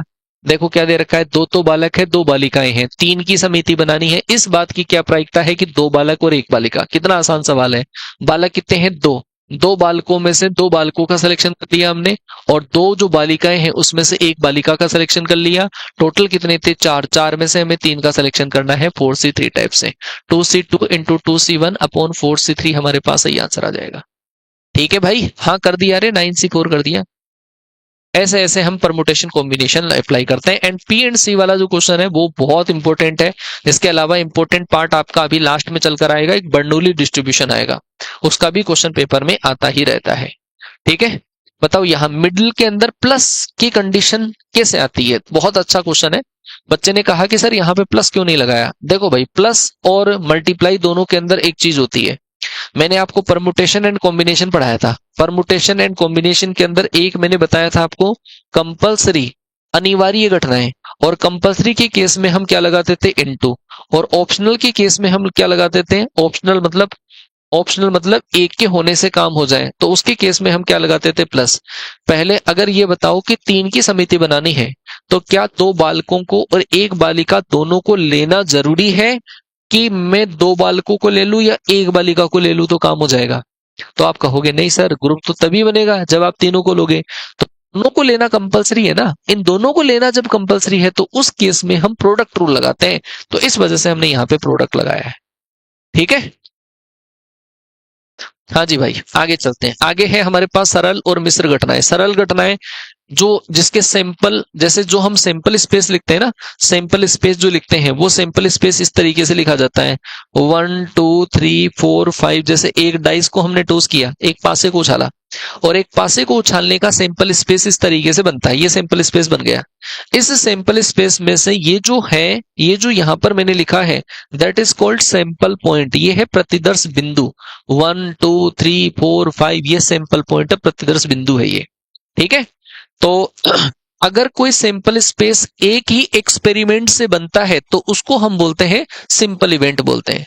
जैसे एक कॉइन को टॉस करना, एक डाइस को टॉस करना, ये सिंपल इवेंट है। लेकिन अगर हम एक कॉइन को एक डाइस के साथ में टॉस करते हैं तो वो होती है कंपाउंड इवेंट होती है।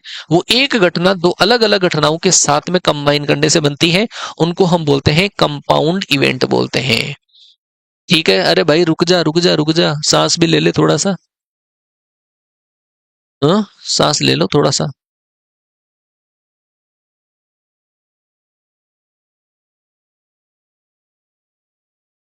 समझ गए? नाक बड़ी मिल जाएगी। हाँ जी भाई, अब आ जाओ मोस्ट इंपोर्टेंट इवेंट के ऊपर, और वो है हमारे पास परस्पर अपवर्जी घटनाएं। ये क्या होती है परस्पर अपवर्जी घटनाएं? पहले तो इसको अच्छे तरीके से लैंग्वेज में समझना, क्या होती है परस्पर अपवर्जी। वो घटनाएं जो कोई भी दो एक साथ नहीं हो सकती उनको बोलते हैं अपवर्जी घटनाएं। कैसे सर? जैसे मान लो कि मेरे पास एक कॉइन है, ध्यान से समझना, भूल मत जाना, आगे चलकर स्वतंत्र घटना आएगी उसमें कहीं भूल जाओ तुम। परस्पर अपवर्जी घटनाएं वो होती है जिनमें कोई भी दो घटनाएं एक साथ नहीं हो सकती, उनको बोलते हैं परस्पर अपवर्जी।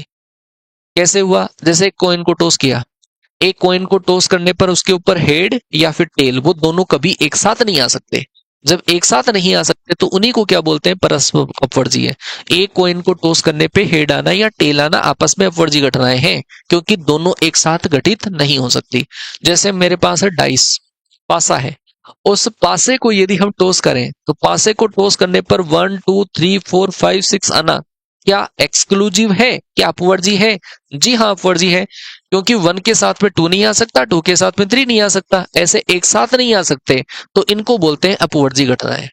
कि सर हमें कैसा पता चलेगा कि पूरी घटनाएं की प्रायिकता निकालकर पता चलेगा? कैसे पता चलेगा? तो मैं दो कामों से पता चलेगा। एक तो आप एक क्वेश्चन को लैंग्वेज में पढ़ोगे तब, और एक मैं कंडीशन आपको बता दूं, ये जो होता है ना परस्पर अपवर्जी या फिर असंयुक्त, जैसे आपने सेट थ्योरी के अंदर पढ़ा होगा डिसजॉइंट सेट्स, इसको भी हम बोलते हैं डिसजॉइंट इवेंट्स। मतलब कोई भी दो घटनाएं जिनमें कोई भी पार्ट कॉमन नहीं हो, जैसे सिंपल सेट होते थे उनमें कोई भी कॉमन एलिमेंट नहीं मिलता था तो उनको डिसजॉइंट बोलते थे। बस सेम ही बात है, ये जो दो इवेंट है वो आपस में एक दूसरे की क्या है? डिसजॉइंट है। इन घटनाओं को भी बोलते हैं अपवर्जी घटनाएं। अपवर्जी घटना की कंडीशन ये है कि जब हम दोनों के इंटरसेक्शन की प्रोबेबिलिटी अगर निकालेंगे, दोनों के इंटरसेक्शन की प्रोबेबिलिटी निकालेंगे तो वो हमारे पास कितना आ जाएगा? 0 आ जाएगा। आगे की बात समझ में? दो घटनाओं के इंटरसेक्शन की प्रोबेबिलिटी अगर निकालें तो वो किसके बराबर आएगा? 0 के बराबर। अगर हम दो घटनाओं की यूनियन की, क्योंकि आगे चल के पढ़ेंगे हम एक फॉर्मूला, मैं कंडीशन और बता देता हूं आपको कि क्या कंडीशन रहेगी अपवर्जी घटनाओं की। अपवर्जी घटनाओं के अंदर होता है कि ए यूनियन बी की जो प्रोबेबिलिटी होगी वो हमारे पास P A plus P B के बराबर रहेगा।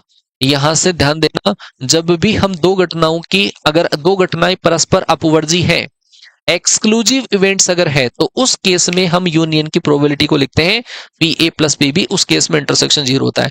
हम इसको एक और बोल सकते हैं, हम इसको बोल सकते हैं एडिशन रूल भी बोल सकते हैं। एडिशन रूल भी इसको बोला जा सकता है। सम मतलब दो घटनाओं का योगफल कब किया जाता है, दो प्रायिकताओं का योगफल कब किया जाता है, वो तब किया जाता है जब घटनाएं क्या हो, अपवर्जी घटनाएं हो। जब घटनाएं अपवर्जी होगी तो उन दोनों के एक साथ घटित होने की प्रायिकता को यूनियन बोलते हैं, और यूनियन बराबर होगा P A plus P B रहेगा। आगे चल के अभी इसके बारे में जिक्र और करेंगे। आगे चलो, अब आगे है हमारे पास स्वतंत्र घटनाएं, स्वतंत्र और आश्रित घटनाएं। पहले समझना, अगर एक इवेंट का देखो, अपवर्जी घटनाएं तो वो थी कि जिनमें कोई भी तो एक साथ नहीं हो सकती, उनको अपवर्जी बोलते हैं। जैसे हेड या टेल आना अपवर्जी घटनाएं हैं। पासे को उछालने पर 1 2 3 4 5 6 आना अपवर्जी घटनाएं हैं। लेकिन अगर हम स्वतंत्र घटना की बात करें, तो स्वतंत्र घटना वो होती है जिसमें एक के होने का दूसरी पे कोई इफेक्ट नहीं पड़ता है। एक घटना के होने का दूसरी पे इफेक्ट अगर नहीं पड़े तो उसको हम बोलते हैं स्वतंत्र घटना। कैसे? जैसे मान लो कि एक मेरे पास कॉइन है और एक मेरे पास डाइस है, एक सिक्का एक पासा, दोनों को मैंने टॉस किया। आप ये बताओ कि जब कॉइन को टॉस करने का और पासे के ऊपर 1 2 3 4 5 6 आने का कोई इफेक्ट पड़ेगा क्या? यार कॉइन अपनी मस्ती में जी रहा है और डाइस अपनी मस्ती में जी रहा है। डाइस के ऊपर 1 2 3 4 5 6 आने का कॉइन के ऊपर हेड या टेल आने से कोई ताल्लुक नहीं है, कोई मतलब नहीं है। ऐसी ही घटनाओं को हम बोलते हैं स्वतंत्र घटनाएं। और एक एग्जांपल समझिए, जैसे मान लो कि एक बैग है और उस बैग के अंदर हमारे पास ब्लैक कलर की और व्हाइट कलर की कुछ बॉल है। अब उसके अंदर से हमने एक ब्लैक कलर की बॉल निकाल ली। अब एक ब्लैक कलर की बॉल निकाली तो उसकी प्रोबेबिलिटी कितनी आएगी? 5/10। हमने दूसरी बार हाथ डाला बैग में और हाथ डालकर उसमें से ब्लैक बॉल निकाली, लेकिन अब ब्लैक बॉल कितनी है? 4, और टोटल बॉल कितनी है? 9। तो प्रोबेबिलिटी चेंज हुई। इन घटनाओं को बोलते हैं हम आश्रित घटनाएं। ठीक है, आश्रित घटनाएं बोलते हैं। अच्छा, अगर हमने जो पहले बॉल निकाली थी ब्लैक, उसको वापस मिला दिया होता, दूसरी बार हाथ डालते बैग में और फिर ब्लैक बॉल निकालते, तो उसकी प्रोबेबिलिटी वापस कितनी आ जाती? 5/10 आ जाती। तो आप समझ पा रहे होंगे कि जब हम सब्स्टिट्यूशन के साथ में करते हैं ना, प्रतिस्थापन के साथ में करते हैं, तब तो वो घटनाएं क्या हो जाती है? स्वतंत्र। और अदरवाइज वो क्या हो जाती है? आश्रित हो जाती है। तो आप इसको आसानी से समझ पाएंगे। जैसे हम एग्जाम्पल लेके चलेंगे, सर इसकी भी कोई कंडीशन है क्या? हाँ जी, क्यों नहीं है, है ना कंडीशन। अगर आपके पास जब भी कहीं पर दे दिया जाए कि इंडिपेंडेंट इवेंट, स्वतंत्र घटनाओं के बारे में जब भी आपको कहीं पर बोल दिया जाए, तो उस केस में आप दोनों के इंटरसेक्शन की जो प्रोबेबिलिटी है, उस केस में इंटरसेक्शन की प्रोबेबिलिटी दोनों के अलग अलग प्रोडक्ट के बराबर होती है। दोनों के इंटरसेक्शन की प्रोबेबिलिटी अलग अलग प्रोडक्ट के बराबर होती है। ये कब हम लगाएंगे सर, कैसे पता चलेगा? एक तो देखो, जैसे आपको दोनों घटनाएं कोई एक साथ करनी हो, एक के बाद एक घटना अगर करनी हो, तो उस केस में हम प्रोडक्ट रूल अप्लाई कर देंगे। लिख लो इसको, ये प्रोडक्ट रूल है। प्रोडक्ट रूल, प्रोडक्ट रूल भी घटनाओं को कब हम मल्टीप्लाई करेंगे? घटनाओं को मल्टीप्लाई तब करते हैं दो प्रोबेबिलिटी को, जब वो स्वतंत्र घटनाएं हो। अच्छा, आश्रित घटना के केस में एक दूसरा लॉजिक लगता है। आश्रित घटनाओं के केस में लॉजिक लगता है, जैसे दो घटनाएं हमने कर दी, तो दो घटनाओं के केस में उन दोनों के एक साथ की प्रोबेबिलिटी अगर हमें निकालनी हो, दोनों के एक साथ की प्रोबेबिलिटी, तो वो होती है पहली जो आपने घटना करी उसकी प्रायिकता, फिर आपने जो पहली घटना करी उसके बाद में दूसरी करी तो उसकी प्रोबेबिलिटी। ठीक है, जिसको लिखा जाएगा पी बी अपॉन ए से। कई कई बार ऐसा होगा कि तीन तीन घटनाओं को हम अंजाम देंगे ऐसे। जैसे समझना, ये वाला क्वेश्चन कब किया जाएगा? जैसे आपको बोला जाए कि ताशों की गड्डी में से दो इक्के निकालने हैं, एक के बाद में एक इक्का निकाला जाता है, और जो पहले इक्का निकाला गया है उसको वापस नहीं मिला गया है, तो उसकी प्रायिकता कितनी रहेगी? जो ताशों की गड्डी में से हम पहला इक्का निकालेंगे तो उसकी प्रायिकता तो कितनी हो जाएगी? 4/52 इंटू दूसरा इक्का यदि हम निकालेंगे तो अब इक्कों की संख्या कितनी है? 3, एंड टोटल कितने हैं? 51। ये इससे कैंसिल हो जाएगा और इसको इससे कैंसिल कर दो तो क्या आएगा? 1/21। मतलब ए इवेंट के होने के बाद में बी की प्रायिकता। ये है आश्रित घटनाएं, जिनको हम प्रोडक्ट रूल बोलते हैं, प्रोडक्ट के तरीके से करते हैं। अरे ठीक है क्या? क्लियर हो गई बात? चलो आगे, जैसे जैसे आप चलोगे तो आगे आपको चीजें अभी और समझ में आएगी। ये थोड़ा सा थ्योरेटिकल चीजें हैं, जो थ्योरेटिकल कोई क्वेश्चन आ जाए, जब एक ही एक्सपेरिमेंट हम करते हैं, एक ही प्रयोग करते हैं, तो वो अपवर्जी घटनाओं के लिए हो सकता है।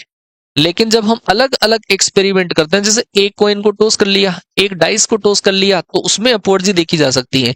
एक डाइस को टॉस करने पर कभी भी स्वतंत्र नहीं देखी जा सकती। हम दो अलग अलग एक्सपेरिमेंट करेंगे, एक डाइस एक कॉइन टॉस करेंगे, तब जाके उनके अंदर देखी जा सकती है स्वतंत्र घटनाएं। तो स्वतंत्र घटनाएं अलग अलग एक्सपेरिमेंट से आती है और अपवर्जी घटनाएं एक ही एक्सपेरिमेंट से आती है। स्वतंत्र घटनाएं जो होती है उनके बीच में हम और वर्ड लगाते हैं। हमेशा ध्यान रख लेना, और वर्ड इंडिकेट करता है, कहीं पर भी आपको और वर्ड लिखा हुआ हो, एंड वर्ड लिखा हुआ हो, उस केस में हम दोनों के इंटरसेक्शन की प्रोबेबिलिटी निकालते हैं। और यदि आपको कहीं पर या वर्ड लिखा हुआ हो या फिर और वर्ड लिखा हुआ हो, हिंदी में अथवा वर्ड लिखा हुआ हो, तो उस केस में हम दोनों के यूनियन की प्रोबेबिलिटी निकालते हैं, ए यूनियन बी की प्रोबेबिलिटी निकालते हैं। आगे की बात समझ में? ठीक है, क्लियर है? अभी देखना कुछ क्वेश्चंस आपको और समझने हैं। अगला है आपके पास एलजेब्रा ऑफ इवेंट्स। भाई अगर जिस बच्चे को ये सेट थ्योरी वाला काम आता है ना, तो वो बच्चा एलजेब्रा को बहुत अच्छे तरीके से हैंडल कर लेगा। प्रोबेबिलिटीज का एलजेब्रा क्या होता है, ये हम अलग अलग सेट में नंबर ऑफ एलिमेंट्स उसकी प्रोबेबिलिटी निकालेंगे। सबसे पहली बात, अगर आपको ऐसा करना हो, पी ए यूनियन बी की प्रोबेबिलिटी निकालनी हो, A union B. A union B का मतलब ये है कि ये हमारे पास ए सेट है, ये हमारे पास बी सेट है, और ए यूनियन बी में हमारे पास इसकी प्रोबेबिलिटी निकालनी, इसमें से यहाँ पे यहाँ पे यहाँ पे, या हम इसको बोल सकते हैं ए या बी की, बीच में जब भी या वर्ड आ जाए हमारे पास, ए या बी की प्रायिकता निकालनी हो, ए या बी की प्रायिकता हमें निकालनी हो, उस केस में हम इसका यूज करते हैं यूनियन का। या अगर मैं बोलूं कि मिनिमम इवेंट की प्रोबेबिलिटी अगर हमें निकालनी हो, मिनिमम वन, दो घटनाएं हैं और उन दोनों घटनाओं में से कम एक घटना की प्रायिकता अगर निकालनी है, तो उस केस में हम यूनियन का यूज करते हैं। तो यूनियन की जो प्रायिकता रहेगी उसका फॉर्मूला रहेगा हमारे पास पी ए प्लस का पी बी, और माइनस रहेगा हमारे पास पी ए इंटरसेक्शन बी रहेगा। मैंने आपको बता दिया है कब हम यूनियन वाला फॉर्मूला यूज करेंगे, बीच में या वर्ड आ जाए तब यूज करेंगे, या हमें दोनों घटनाओं में से कम एक घटना की प्रायिकता निकालनी हो, उस केस में हम यूनियन का यूज करेंगे। दूसरा, अगर आपके पास इंटरसेक्शन की प्रायिकता निकालनी हो, A intersection B, Venn diagram कौन सा बनता है, वेन डायग्राम ये वाला बनता है इंटरसेक्शन का।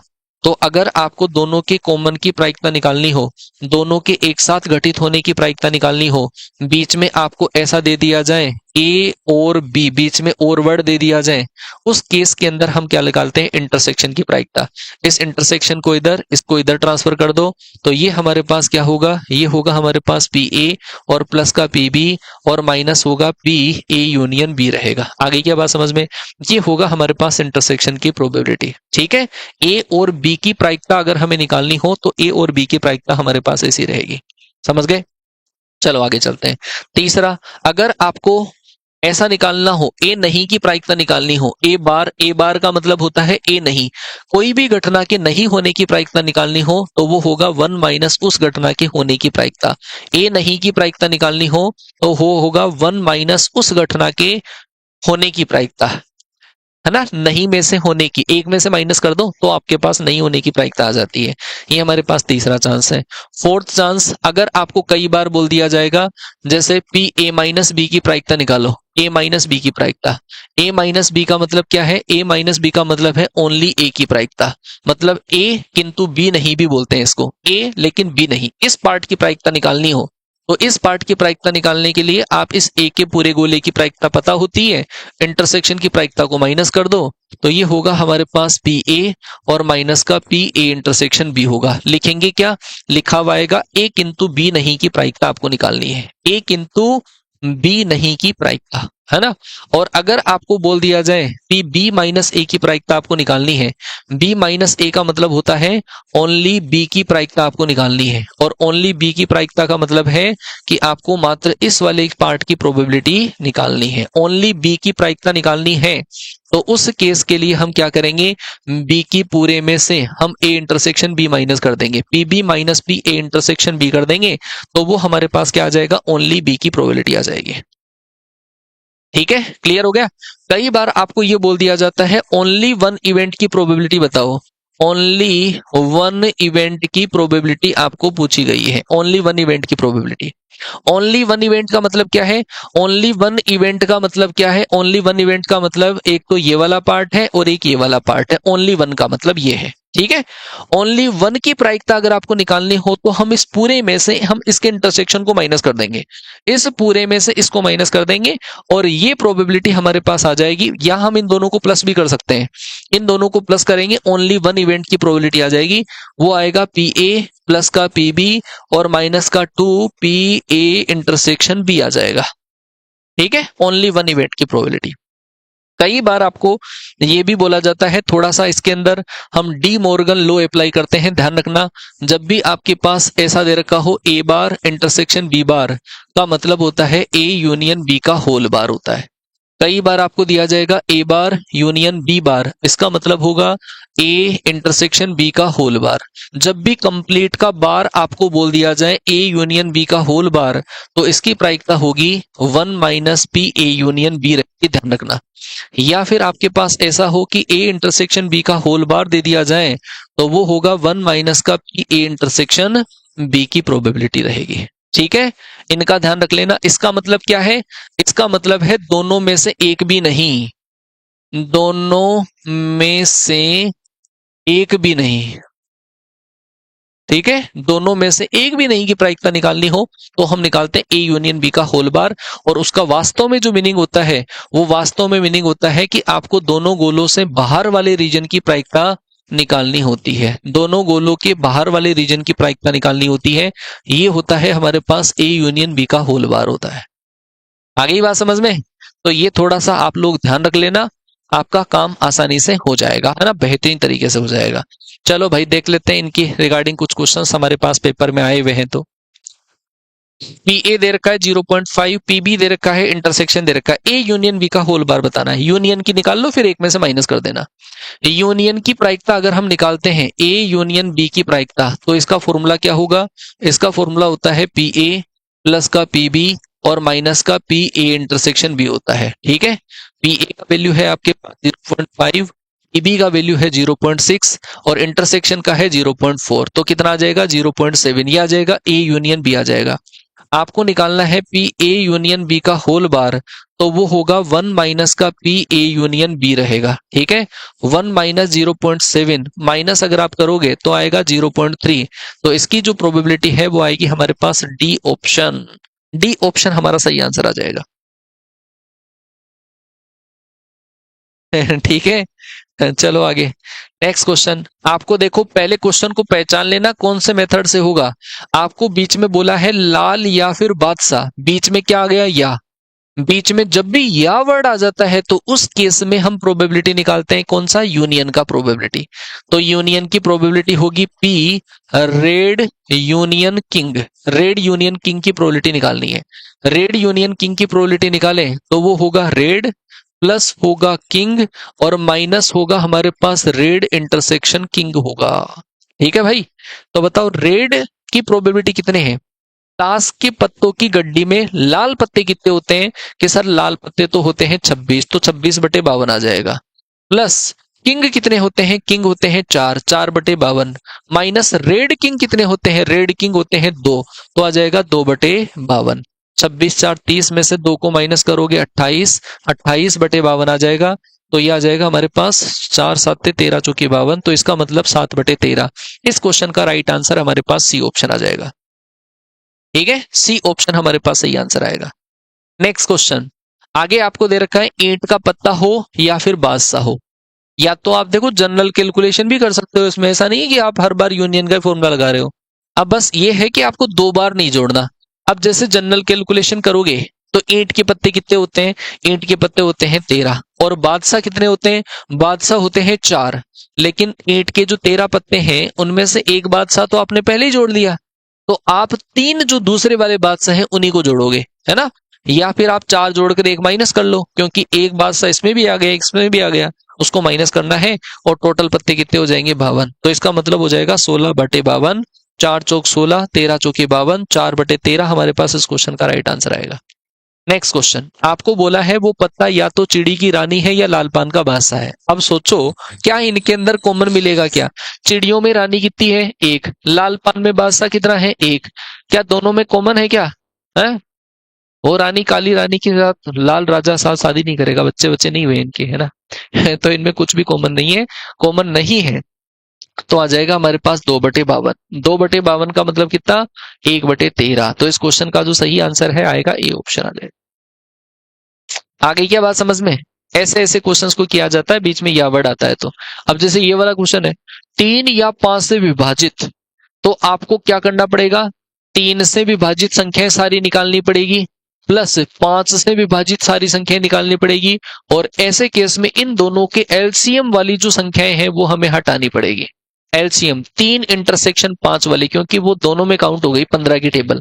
तो आपको ये करना पड़ेगा, तब जाके हमारे पास आंसर आ जाएगा।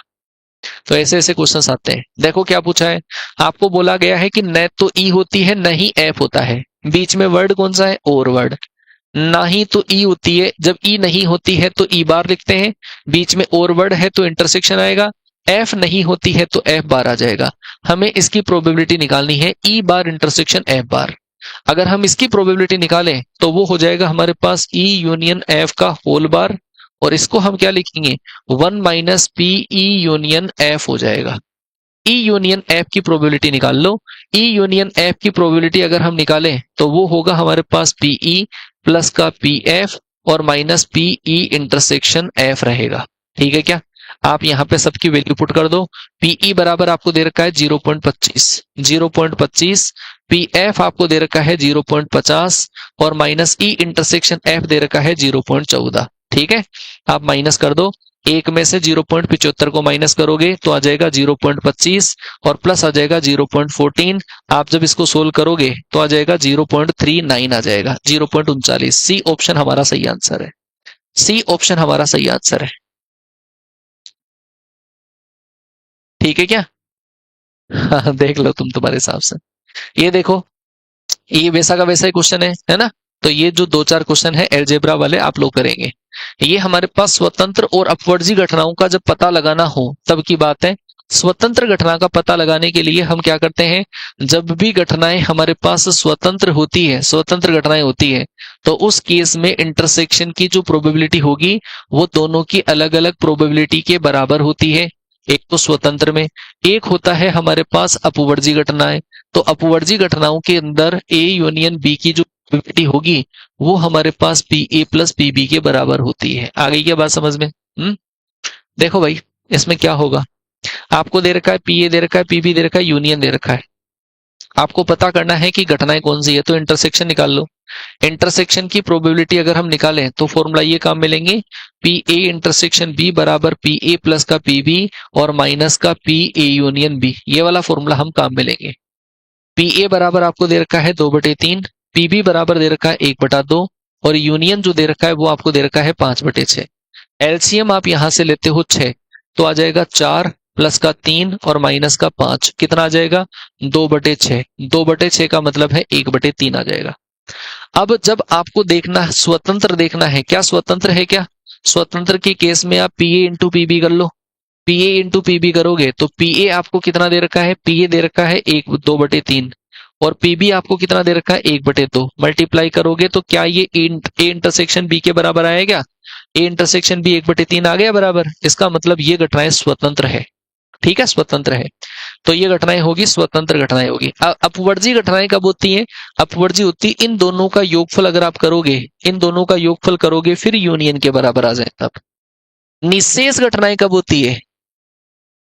क्या हो गया? 1/26 होगा सर, गलत हो गया। कहां पे बता रहे हो 1/26? कहां पे बता रहे हो इसमें?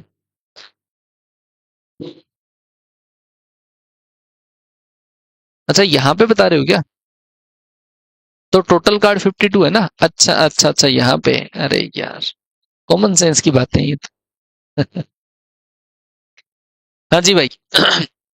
नेक्स्ट क्वेश्चन देखो, आपको दे रखा है एक आदमी और एक महिला के एक ही पद पर 2 रिक्त स्थानों के लिए साक्षात्कार देते हैं, इंटरव्यू देते हैं। अगर आदमी सिलेक्शन हो जाए तो प्रायिकता 1/4 है, महिला सिलेक्शन हो जाए तो 1/3 है। उनमें से किसी का सिलेक्शन ना हो दोनों ही सेलेक्ट ना हो।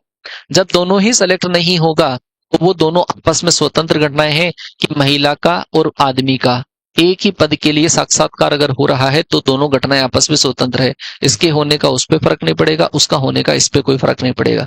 तो ऐसे केस के अंदर अगर आदमी भी सिलेक्शन नहीं लेगा और इनटू महिला भी सिलेक्शन नहीं लेगी, इन सबको हमें मल्टीप्लाई करना है। आदमी का सिलेक्शन होने की प्रायिकता 1/4 है, तो नहीं होने की प्रायिकता कितनी रहेगी? 3/4। अच्छा, महिला का चयन होने की प्रायिकता 1/3 है, तो नहीं होने की कितनी रहेगी? 2/3।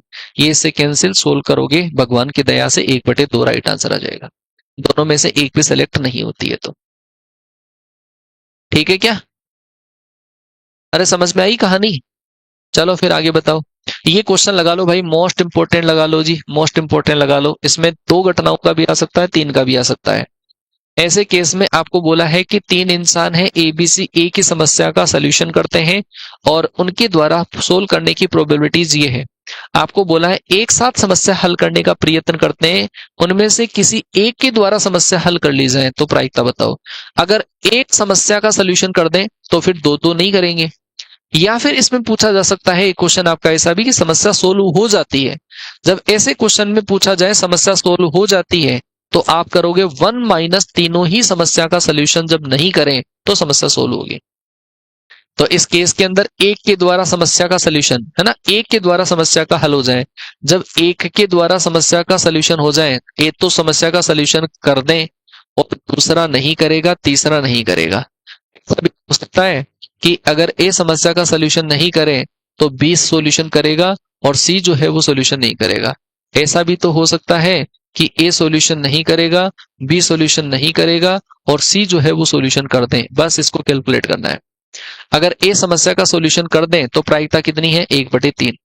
बी समस्या का सॉल्यूशन नहीं करे, एक में से माइनस कर दो इसको, एक में से माइनस करोगे 5/7 इंटू सी समस्या का सॉल्यूशन नहीं करे, एक में से माइनस कर दो, एक में से माइनस करोगे 5/8 प्लस ए समस्या का सॉल्यूशन नहीं करे, एक में से माइनस कर दो 2/3 इंटू बी समस्या का सॉल्यूशन कर दें 2/7 इंटू सी समस्या का सॉल्यूशन नहीं करे, एक में से माइनस कर दो 5/8 प्लस ए समस्या का सॉल्यूशन नहीं करे, एक में से माइनस कर दो 2/3। बी समस्या का सॉल्यूशन नहीं करें तो आएगा 5/7 इंटू सी समस्या का सॉल्यूशन कर दें तो प्रोबेबिलिटी होगी 3/8। ठीक है, तो ऊपर तो आ जाएगा हमारे पास 25 प्लस 4 पंजे 20 प्लस 30 और बटे हमारे पास 7 या 21। 21 को 8 से मल्टीप्लाई करोगे, 21 अंटे सही है क्या? 21 अंटे 168 होता है। 21 को 8 से मल्टीप्लाई करना, 8 एकम 8, हाँ सही है। तो आ जाएगा हमारे पास, देखो ये आ जाएगा 50 75, तो 75 बटे हमारे पास आ जाएगा 168। 75 बटे 168 है। क्या हुआ? कुछ गड़बड़ हुआ? अच्छा, कैंसिल वैंसिल किया हुआ होगा, तो इसको 3 से कैंसिल करो तो 25 3 75 और 5 एंड 6 25/56 आ रहा होगा फिर। हाँ आ रहा है, ये रहा बी ऑप्शन। ये बहुत बहुत बहुत प्यारा क्वेश्चन है भाई, ये बहुत प्यारा क्वेश्चन है ना? हाँ जी भाई। अब आगे चलकर हमारे पास जो प्रोबेबिलिटीज आती है वो आती है हमारे पास कंडीशनल प्रोबेबिलिटी, है ना? कंडीशनल प्रोबेबिलिटी, आगे हेडिंग डाल लो कंडीशनल प्रोबेबिलिटी। कंडीशनल का मतलब हिंदी में बोलते हैं हम सह प्रतिबंध प्रायिकता। सह प्रतिबंध प्रायिकता। और ये क्या होती है सह प्रतिबंध प्रायिकता? जब एक घटना के होने के बाद में दूसरी घटना हो जाए और उस घटना की प्रायिकता अगर हमें निकालनी हो, मतलब इसमें 2 घटनाएं होती है और 2 घटनाओं में से एक घटना पहले हो जाती है और हमें दूसरे की प्रायिकता के बारे में पूछा जाता है, दूसरे के बारे में पूछा जाता है। जब 2 घटनाओं में से एक घटना हो जाती है, जैसे मान लो कि ए और बी 2 घटना है, उनमें से बी तो हो गई और ए की प्रायिकता हमसे पूछी गई है, तो उसको लिखा जाएगा पी ए अपॉन बी और इसकी प्रायिकता होगी, दोनों का इंटरसेक्शन कर देंगे ऊपर तो और नीचे वाले की प्रोबेबिलिटी का हम डिवाइड कर देंगे। इसका मतलब क्या है? पी ए अपॉन बी का मतलब है कि बी के होने के बाद में नीचे जो होता है ना वो हो जाती है, उसके बाद में हम ए की प्रायिकता निकालते हैं। लिख लेना यहां पर बी के होने के बाद, बी के होने के बाद ए की प्रायिकता, बी के होने के बाद में ए की प्रायिकता को पी ए अपॉन बी से लिखा जाता है। और अगर आपको ऐसा कहीं पर मिल जाए पी बी अपॉन ए बोला जाए आपको, तो इसका मतलब होगा पी ए इंटरसेक्शन बी और अपॉन होगा हमारे पास पी ए रहेगा। ठीक है, ये कौन सी घटना है? ये वो घटना है जिसमें ए तो हमारे पास घटित हो चुकी है और बी की प्रायिकता निकालनी है। ए के होने के बाद में बी की प्रायिकता निकालनी है तो पी बी अपॉन ए से उसको लिखा जाएगा। ऊपर इन दोनों के इंटरसेक्शन की प्रायिकता और नीचे वाले की प्रोबेबिलिटी का हम डिवाइड करेंगे। ये क्या है? ये है ए के होने के बाद में बी की प्रायिकता, ए के होने के बाद में बी की प्रायिकता। आगे क्या बात समझ में?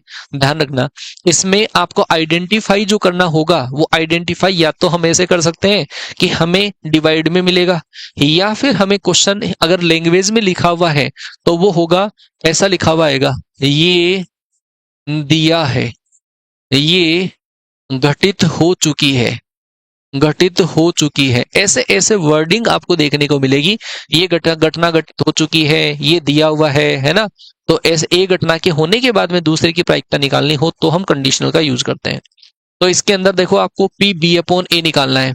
जब पी बी अपॉन ए निकालें तो ऊपर तो हम करेंगे दोनों का इंटरसेक्शन और नीचे वाले की प्रोबेबिलिटी का हम क्या करेंगे? डिवाइड। ए इंटरसेक्शन बी की प्रोबेबिलिटी 1/4 और ए की प्रायिकता कितनी है? 1/2। कैंसिल आउट करोगे तो आंसर आएगा हमारे पास 1/2। सी ऑप्शन हमारे पास क्वेश्चन का सही आंसर आ जाएगा।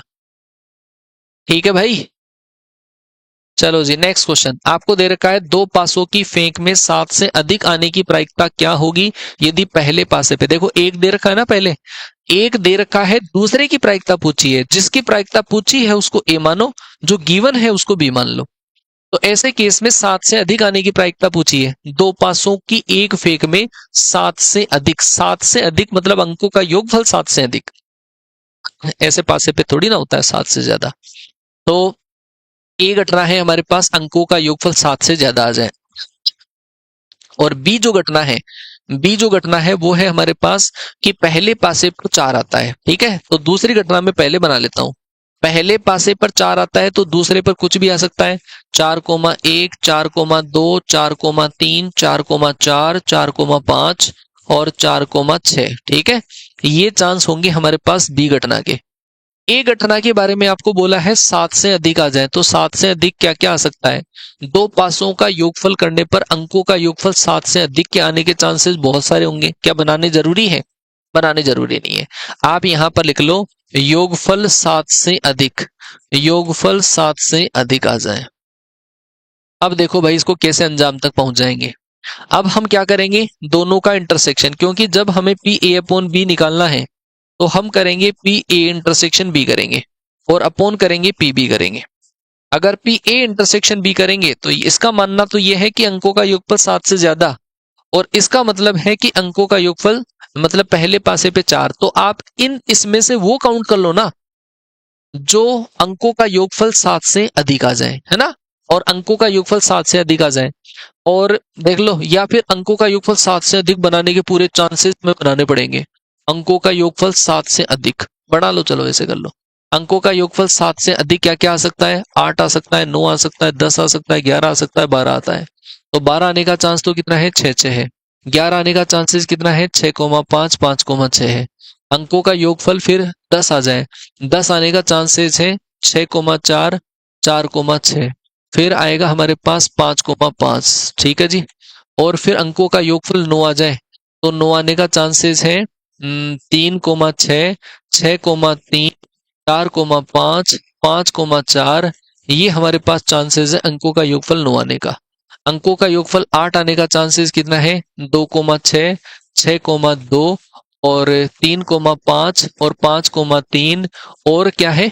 और है हमारे पास 5,3 और हो जाएगा 4,4। ठीक है भाई, अब आप इसके अंदर से काउंट कर लो, दोनों का इंटरसेक्शन काउंट कर लो, इंटरसेक्शन में कौन कौन सा आएगा। अंकों का योगफल होना चाहिए क्या?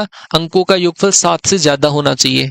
अंकों का योगफल 7 से ज्यादा, एक तो चांस ये वाला है जो इसमें भी अवेलेबल है, एक ये वाला चांस है जो इसमें भी अवेलेबल है, और एक ये वाला चांस है जो इसमें भी अवेलेबल है, 4,6। ठीक है भाई, तो ऐसे केस में 3 कॉमन है और टोटल चांसेस कितने रहेंगे? 36।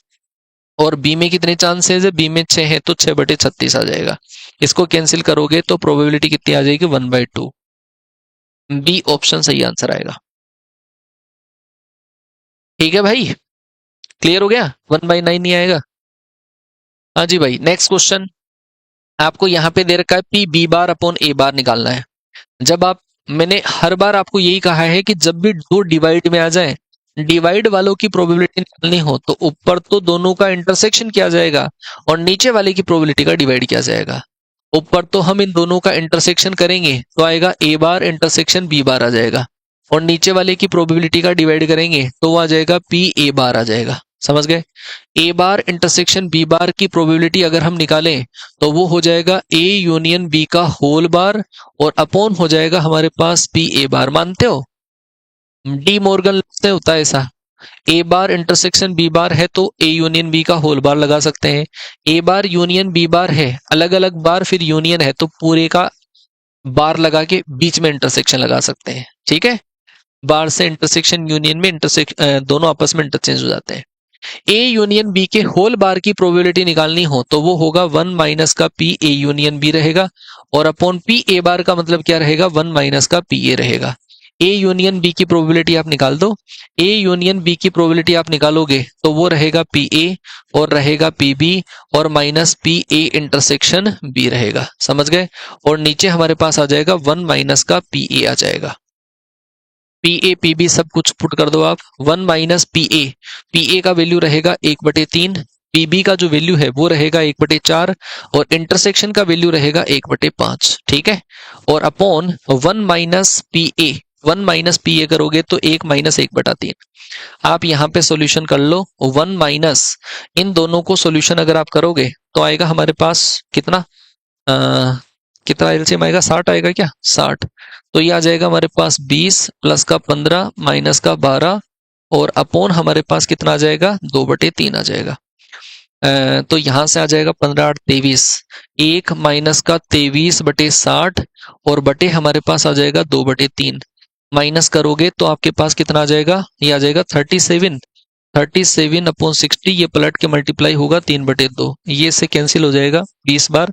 37/40 सही आंसर आएगा, ये ऑप्शन सही है क्या? 37/40 हमारे पास सही आंसर आ जाएगा।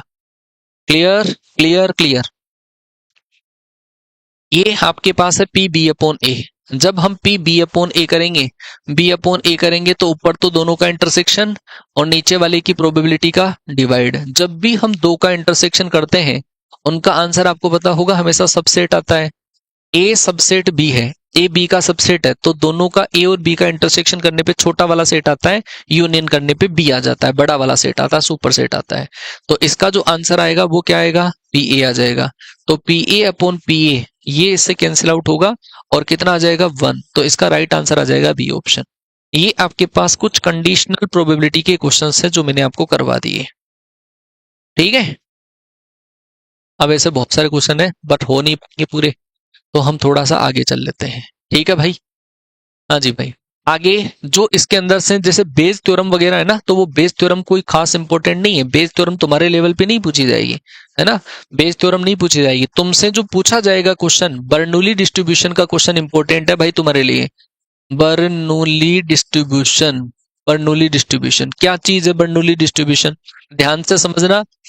प्रोबेबिलिटी के अंदर से मोस्ट इंपोर्टेंट पार्ट यदि मैं आपको बताऊं, या तो बेसिक प्रोबेबिलिटी का आ जाएगा, और या फिर मेरे एक्सपीरियंस के बेसिस पे मैं अगर कहूं तो वो क्वेश्चन सबसे ज्यादा चांसेस रहेगा बर्नौली का। इसको तो बिल्कुल भी स्किप मत करना, क्योंकि इसको स्किप कर दिए पेपर में 5 शिफ्ट में से तुम देख लेना कि अप्रोक्सीमेटली 2 या 3 शिफ्ट में इसका क्वेश्चन आएगा, बर्नौली डिस्ट्रीब्यूशन का आएगा। कई बार जो बेसिक प्रोबेबिलिटी है उसको भी बर्नौली इंक्लूड कर लेता है। क्या होती है साहब बर्नौली डिस्ट्रीब्यूशन? देखो भाई, अब तक जो हम एक्सपेरिमेंट्स कर रहे थे तो उस एक्सपेरिमेंट्स में क्या था कि जैसे एक डाइस को हमने 2 बार टॉस किया, 3 बार टॉस किया, कॉइन को हमने हद मार के 3 बार ही टॉस किया। तो जब हमारे पास नंबर ऑफ एक्सपेरिमेंट कम होते हैं तो हम बेसिक प्रोबेबिलिटी से कर लेते हैं, लेकिन जब नंबर ऑफ एक्सपेरिमेंट्स ज्यादा होते हैं, जैसे एक कॉइन को 50 बार टॉस करना है, एक कॉइन को हमें 20 बार टॉस करना है, तो क्या हम परिणाम ही बनाते रहे सारे बैठ के? या हमें एक डाइस को 30 बार टॉस करना है, तो भाई एक बार में 6 परिणाम होते हैं, 30 बार टॉस करने में 6 की पावर 30 परिणाम होंगे, इतने कैसे बनाएंगे? उस केस में हम सब याद करते हैं बर्नौली जी को। इनको बुलाते हैं बड़े बड़े कामों के लिए, ये आते हैं मैटर फिनिश करते हैं। लेकिन साहब जब ये आते हैं इनको फोन किया जाता है, ऐसी कोई घटनाएं होती है कि साहब काम बहुत फेल हो गया है, बहुत ज्यादा भीड़ भाड़ हो गई है, यहाँ पे लोग पासे पे पासा पासे पे पासा पासे पे पासा उछाल रहे हैं, आप आइए मालिक और हमारी सहायता करिए, है ना। तो फिर बर्नौली जी साहब बहुत करंट आदमी है और इनकी कुछ कंडीशंस होती है कि देख मेरी टी एंड सी अप्लाई है, तो भाई इनको टी एंड सी पूछ ली जाती है कि बताओ आपकी क्या कंडीशन है। पहली बात बर्नौली जी के द्वारा जो बोली जाती है वो ये है कि एक तो देख मैं तभी आऊंगा कि जब प्रोग्राम बहुत बड़ा होगा। ऐसा नहीं है कि तुम ऐसा प्रोग्राम करो जिसमें केवल हलवा पूड़ी खिलाओ, साहब हम ना आएंगे उसमें। हमें चाहिए पूरा बफर चाहिए, सब कुछ मिलना चाहिए, राजस्थानी ढाबा मिलना चाहिए, है ना, इंदौरी पोहा सब मिलना चाहिए। मतलब नंबर ऑफ एक्सपेरिमेंट जब बहुत ज्यादा होते हैं तब बर्नौली जी को याद किया जाता है। तो सबसे पहली कंडीशन जो बर्नौली जी की है वो ये है कि नंबर ऑफ एक्सपेरिमेंट ज्यादा होने चाहिए। Number of experiment, number of experiment ज्यादा होने चाहिए। अच्छा, तो फिर वो ये भी कह देते हैं नंबर ऑफ एक्सपेरिमेंट ज्यादा होने चाहिए, लेकिन ऐसा नहीं है कि तुम प्रोग्राम को चलाए जाओ चलाए जाओ चलाए जाओ, ठीक है। हाँ, पूरा कुंभ खत्म हो जाए तुम चलाए जाओ प्रोग्राम को, ऐसा नहीं चलेगा। मतलब फाइनाइट होने चाहिए, काउंटेबल होने चाहिए, अनंत प्रोग्राम हम नहीं करेंगे इसमें। तो सबसे पहली जो कंडीशन थी ना बर्नौली जी की, वो पहली कंडीशन थी कि नंबर ऑफ एक्सपेरिमेंट ज्यादा होना चाहिए। फिर बर्नौली जी ने कहा कि साहब मैं आ तो जाऊंगा, लेकिन जैसे आप पासा उछाल रहे हो, आप पासा मजबूत पासा लाओगे, कहीं पासा आप कांच का पासा उछाल रहे हो बार बार, आप कह रहे हो फ्लोर के ऊपर टूट गया, तो फिर मैं नहीं मानूंगा। उसका मतलब क्या है कहने का, देखो जैसे मान लो एक कॉइन है, एक कॉइन है, उस कॉइन को हम बार बार टॉस कर रहे हैं, 100 200 300 बार टॉस किया।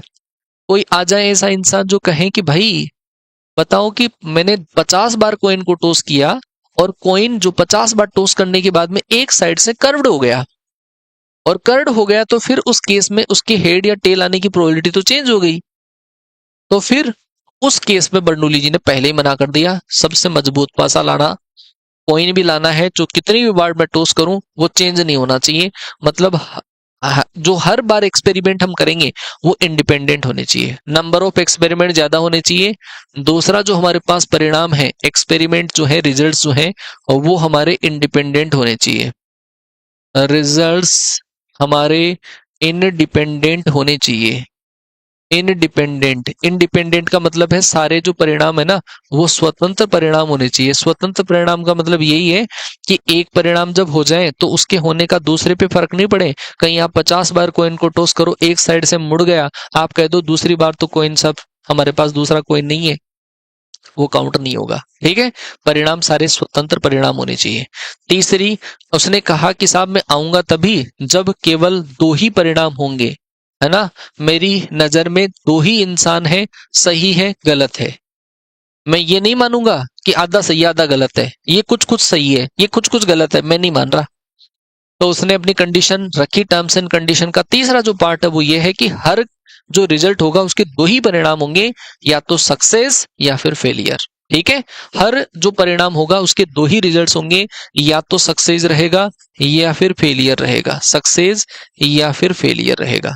इतनी सारी कंडीशन, इतनी सारी मान्यताएं मानने के बाद में बर्नौली जी आते हैं और नंबर ऑफ एक्सपेरिमेंट जो हम करते हैं, कोई भी परिणाम हम करते हैं, कोई भी घटनाएं करते हैं, उसकी संख्या को तो वो n मान लेते हैं, और सफलता को वो मान लेते हैं, सफलता की प्रायिकता को p मान लेते हैं, और असफलता की जो प्रायिकता है वो उसको q मान लेते हैं। उसके बाद में साहब वो आते हैं और एक फॉर्मूला दे देते हैं हमें, और वो फॉर्मूला ऐसा होता है कि अगर आप n बार एक्सपेरिमेंट करते हो और n बार एक्सपेरिमेंट करने पर यदि x सफलता आपके पास आती है तो उसका फॉर्मूला होगा NCx, p की पावर x और q की पावर n-x। ये वो फॉर्मूला हमें पकड़ा जाते हैं, लॉलीपॉप पकड़ा जाते हैं और हम उसको चबाते रहते हैं। n क्या है, p क्या है, q क्या है, x क्या है, बस आपको चार घटनाओं का चार के बारे में पता रहना है। फिर उसके बाद में आप हर प्रोबेबिलिटी कैलकुलेट कर सकते हो।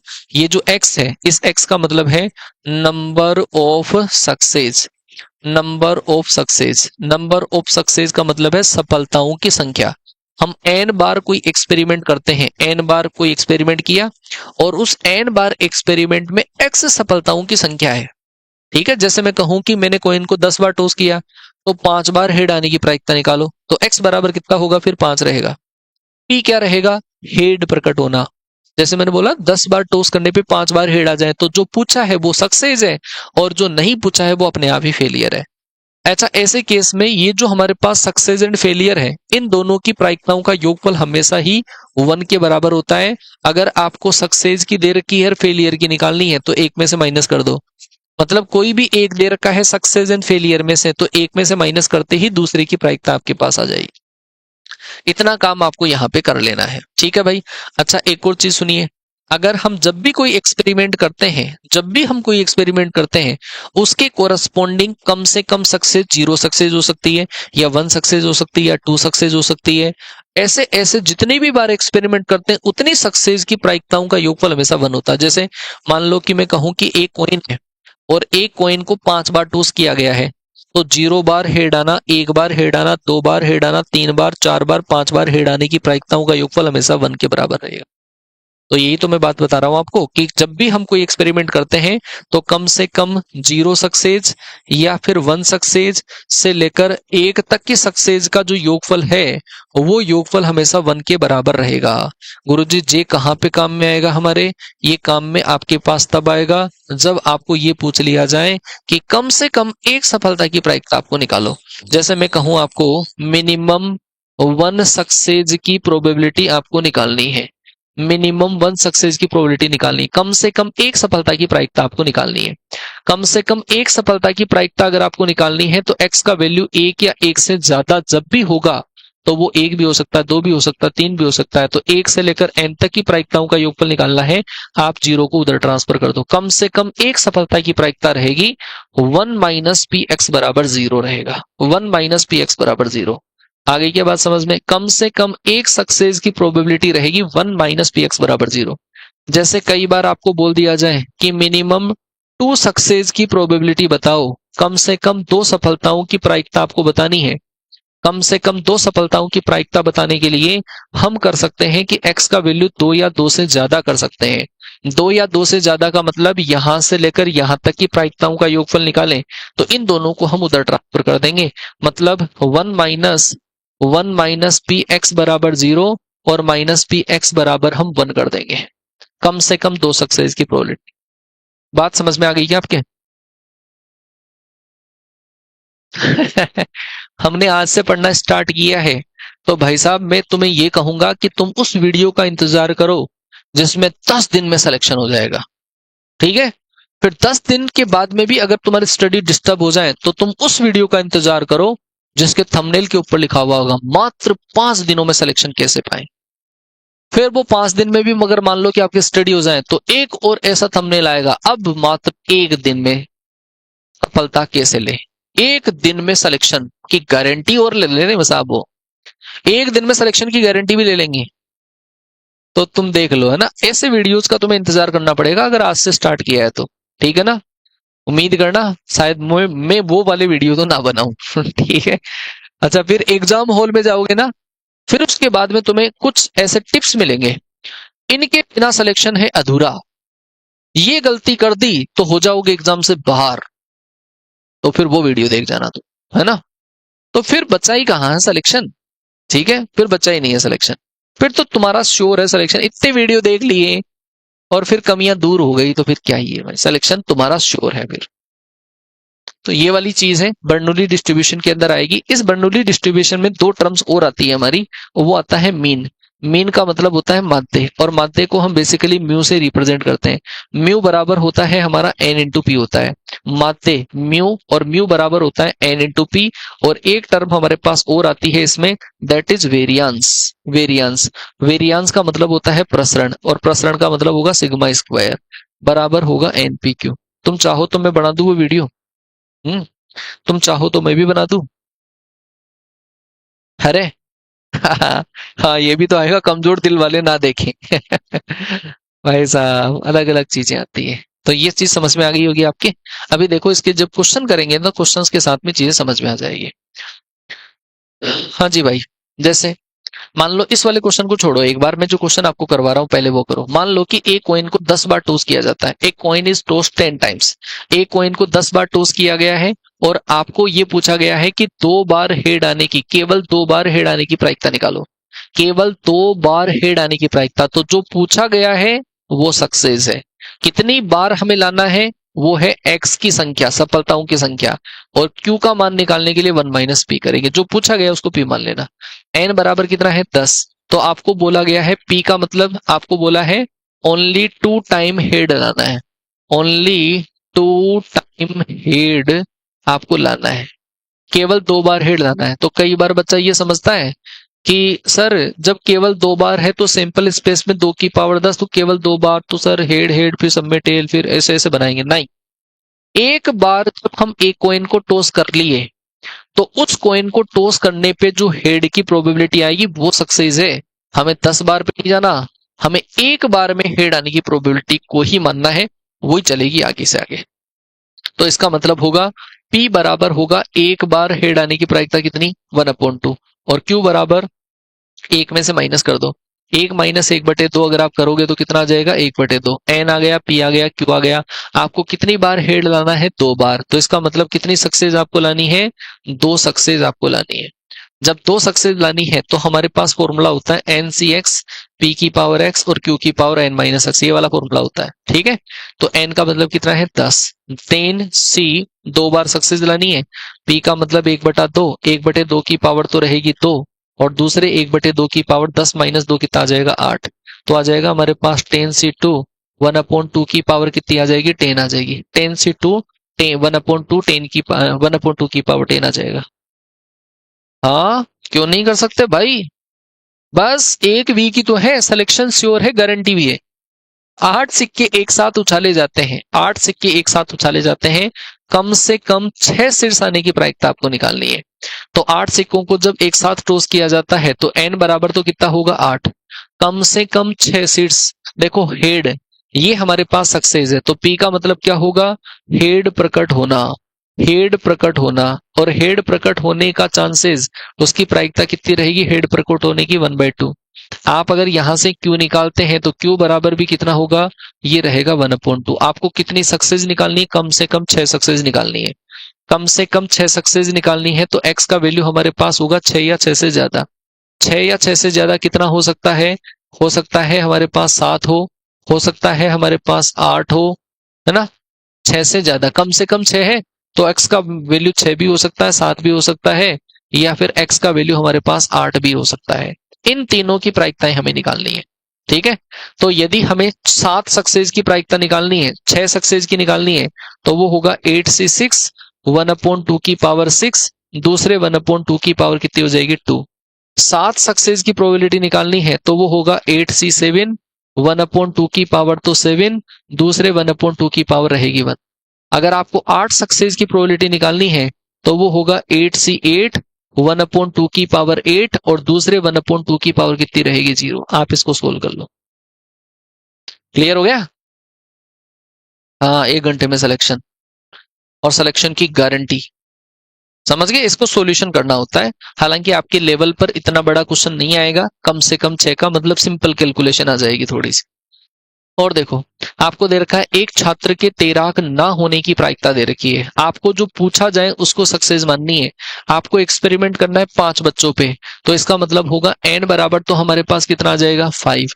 अच्छा सक्सेस क्या है हमारे पास P, आपको बोला छात्रों में से एक छात्र का तैराक होना चाहिए, तो इसका मतलब आप सक्सेस को क्या मान लोगे स्विमर होना, तैराक होना, और तैराक होने की प्रायिकता आपको दे रखी है, तैराक होने की नहीं दे रखी तो कोई बात नहीं।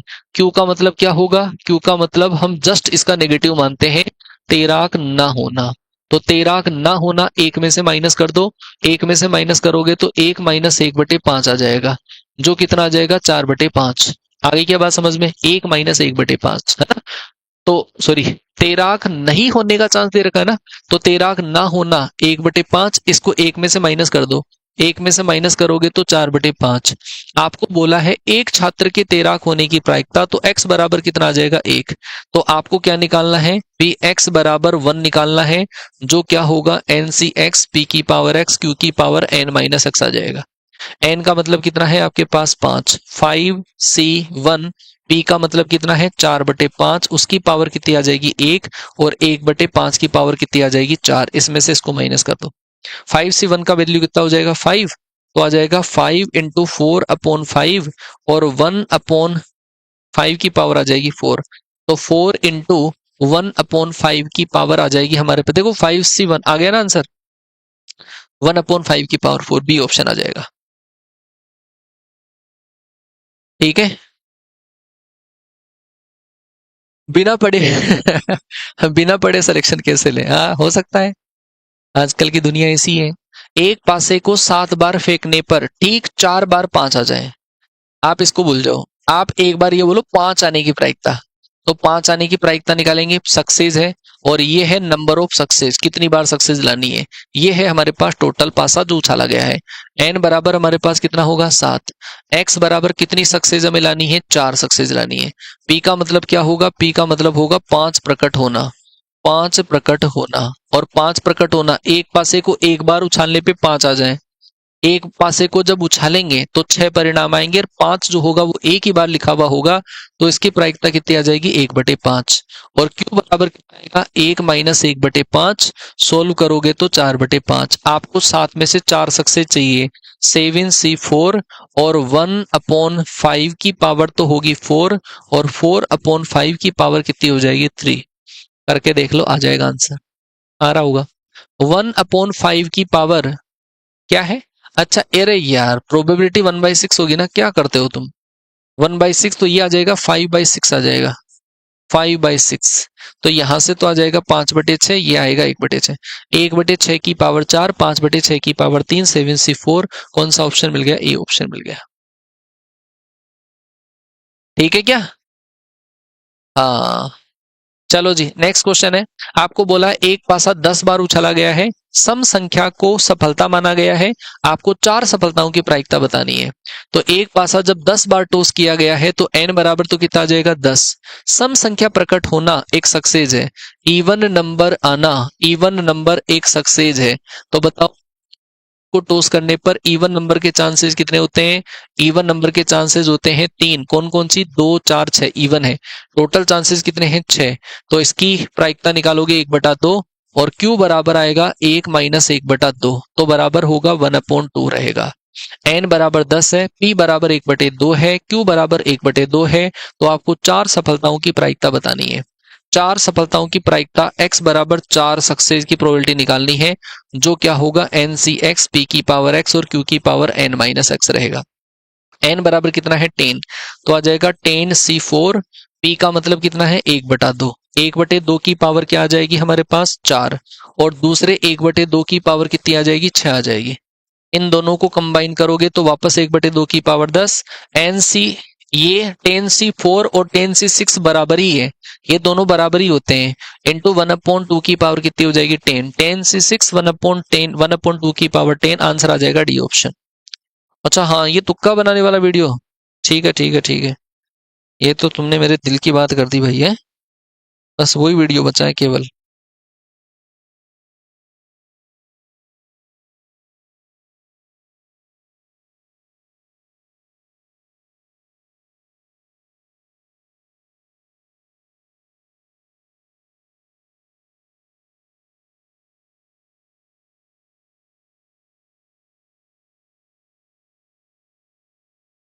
हाँ जी भाई, ठीक है। यार ये तुम 3-4 वीडियो मुझे बता दो, है ना, कि कौन कौन से वीडियोस ये मुझे बनाने हैं। मेरे दिमाग में नहीं आते ये वीडियोस, तुम बता दो।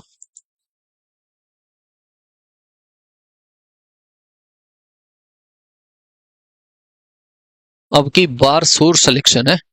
एक पासा 3 बार टॉस किया जाता है और 3 या 6 प्राप्त होना एक सक्सेस है। तो पहले तो देखो आप कि एक पासा जब 3 बार टॉस किया गया है तो n बराबर तो कितना होगा 3। 3 या 6 प्राप्त करना सफलता है, 3 या 6 मतलब सफलता है 2, 3 और 6। तो अगर हम सक्सेस की प्रोबेबिलिटी निकालें, सक्सेस की प्रोबेबिलिटी, तो आ जाएगा 2/6, एंड 2/6 का मतलब होगा 1/3। और क्यू बराबर कितना आ जाएगा, एक में से माइनस करोगे तो 2/3 आ जाएगा। एन आ गया, पी आ गया, क्यू आ गया। आपको बोला है कम से कम 2 सफलता, कम से कम 2 सफलता का मतलब है कि एक्स का वैल्यू कम से कम 2 तो होना ही चाहिए। कम से कम 2 होगा तो कितना हो सकता है, वो 2 हो सकता है या फिर 3 हो सकता है। ठीक है भाई, 2 या 3 हो सकता है। अच्छा, 2 सक्सेस की प्रोबेबिलिटी निकालें तो 3 में से 2 सक्सेस तो आ जाएगा 3c2, और 1/3 की पावर तो कितनी आ जाएगी 2, और 2/3 की पावर कितनी आ जाएगी 1। अगर 3 सक्सेस की प्रोबेबिलिटी निकालें तो आ जाएगा 3C3, 1/3 की पावर तो आ जाएगा हमारे पास 0, 1/3 की पावर तो आ जाएगा 2 एंड 2/3 की पावर कितना आ जाएगा, 0 आ जाएगा। सोल्व करके देख लो। 3C2 का वैल्यू कितना होता है, 3, 3 को 2 से मल्टीप्लाई कर दिया और ये आ जाएगा 3 की पावर 3 मतलब 27, प्लस 3C3 1, 2 की पावर 0, 1/27, 6 और 1 7, 7/27 करेक्ट आंसर आएगा। और वो कौन सा ऑप्शन है, बी ऑप्शन। आ गई क्या बात समझ में भाई? ठीक है क्या? अरे बोलो तो सही। एक दिन पहले पढ़ कर कैसे सेलेक्ट ले, है ना। नेक्स्ट क्वेश्चन है आपके पास माध्यिका और प्रसरण का। देखो भाई, एक पासे को 3 बार टॉस किया गया है, एक पासे को 3 बार टॉस किया गया है तो n बराबर तो हमारे पास कितना है, 3। आपको बोला है 1 या 6 आना सक्सेस है, 1 या 6 आना सक्सेस है, तो इसका मतलब है सक्सेस की प्रोबेबिलिटी के 2 चांसेस है, 1 या 6, मतलब 2/6। 2/6 का मतलब क्या होगा, 1/3। और Q बराबर इसको 1 में से माइनस करोगे तो 2/3। ठीक है, n का, p का, q का वैल्यू आ गया। अगर आपको निकालना है, मीन निकालना है, तो मीन म्यू, और म्यू बराबर होगा n इंटू पी रहेगा। तो n इंटू पी यदि करोगे, n इंटू पी करोगे तो हमारे पास आ जाएगा 3 इंटू 1/3, जो कितना आ जाएगा, 1 आ जाएगा। और यदि आपको निकालना है वेरियांस, निकालना है प्रसरण, अगर आपको निकालना है सिग्मा स्क्वायर, तो वो होगा NPQ रहेगा। इन तीनों को मल्टीप्लाई कर दो तो आ जाएगा 3 इंटू 1/3 और इंटू आ जाएगा 2/3। सोल्व करोगे तो 2/3 आ जाएगा सिग्मा स्क्वायर। तो कौन सा ऑप्शन सही आ जाएगा, ए ऑप्शन सही आ जाएगा। ठीक है मेरे भाइयों बहनों। तो ये आपका जो प्रोबेबिलिटी है वो मैंने कंप्लीट करवा दिया है, और बिल्कुल ऑथेंटिक जो वास्तव में एग्जाम में जहां से आने के चांसेस हैं वो भी करवा दिए, और इतने सारे क्वेश्चंस भी करवा दिए। अब देखो क्वेश्चंस में अधिकतर जो क्वेश्चन आपका आता है, जैसे ताश की गड्डी का, पासों का, P&C के बेसिस पे क्वेश्चन आ जाता है, और ये बर्नौली वाला, इनका थोड़ा सा ध्यान रखना। बाकी मैं आपको अभी कुछ मैराथन क्लासेस वगैरह जो आएगी, जो प्लान कर रहे हैं, उनके अंदर आपको मैं उसकी प्रैक्टिस और करवा दूंगा, तो फिर बेहतरीन तरीके से आपकी प्रैक्टिस हो जाएगी। ठीक है भाई, तो आपको वो चीजें बता दी जाएगी, जब भी प्लान करी जाएगी तो आपको चीजें बता दी जाएगी। ठीक है क्या? ठीक है, तो फिर मिलते हैं अगले सेशन में। आज का सेशन यहीं पे खत्म करते हैं, और कल संडे है, कल भी एक मेरी क्लास आएगी मैट्रिक्स एंड डिटर्मिनेंट की, और अप्रोक्सीमेटली 3 क्वेश्चंस का जुगाड़ आपका वहां से है।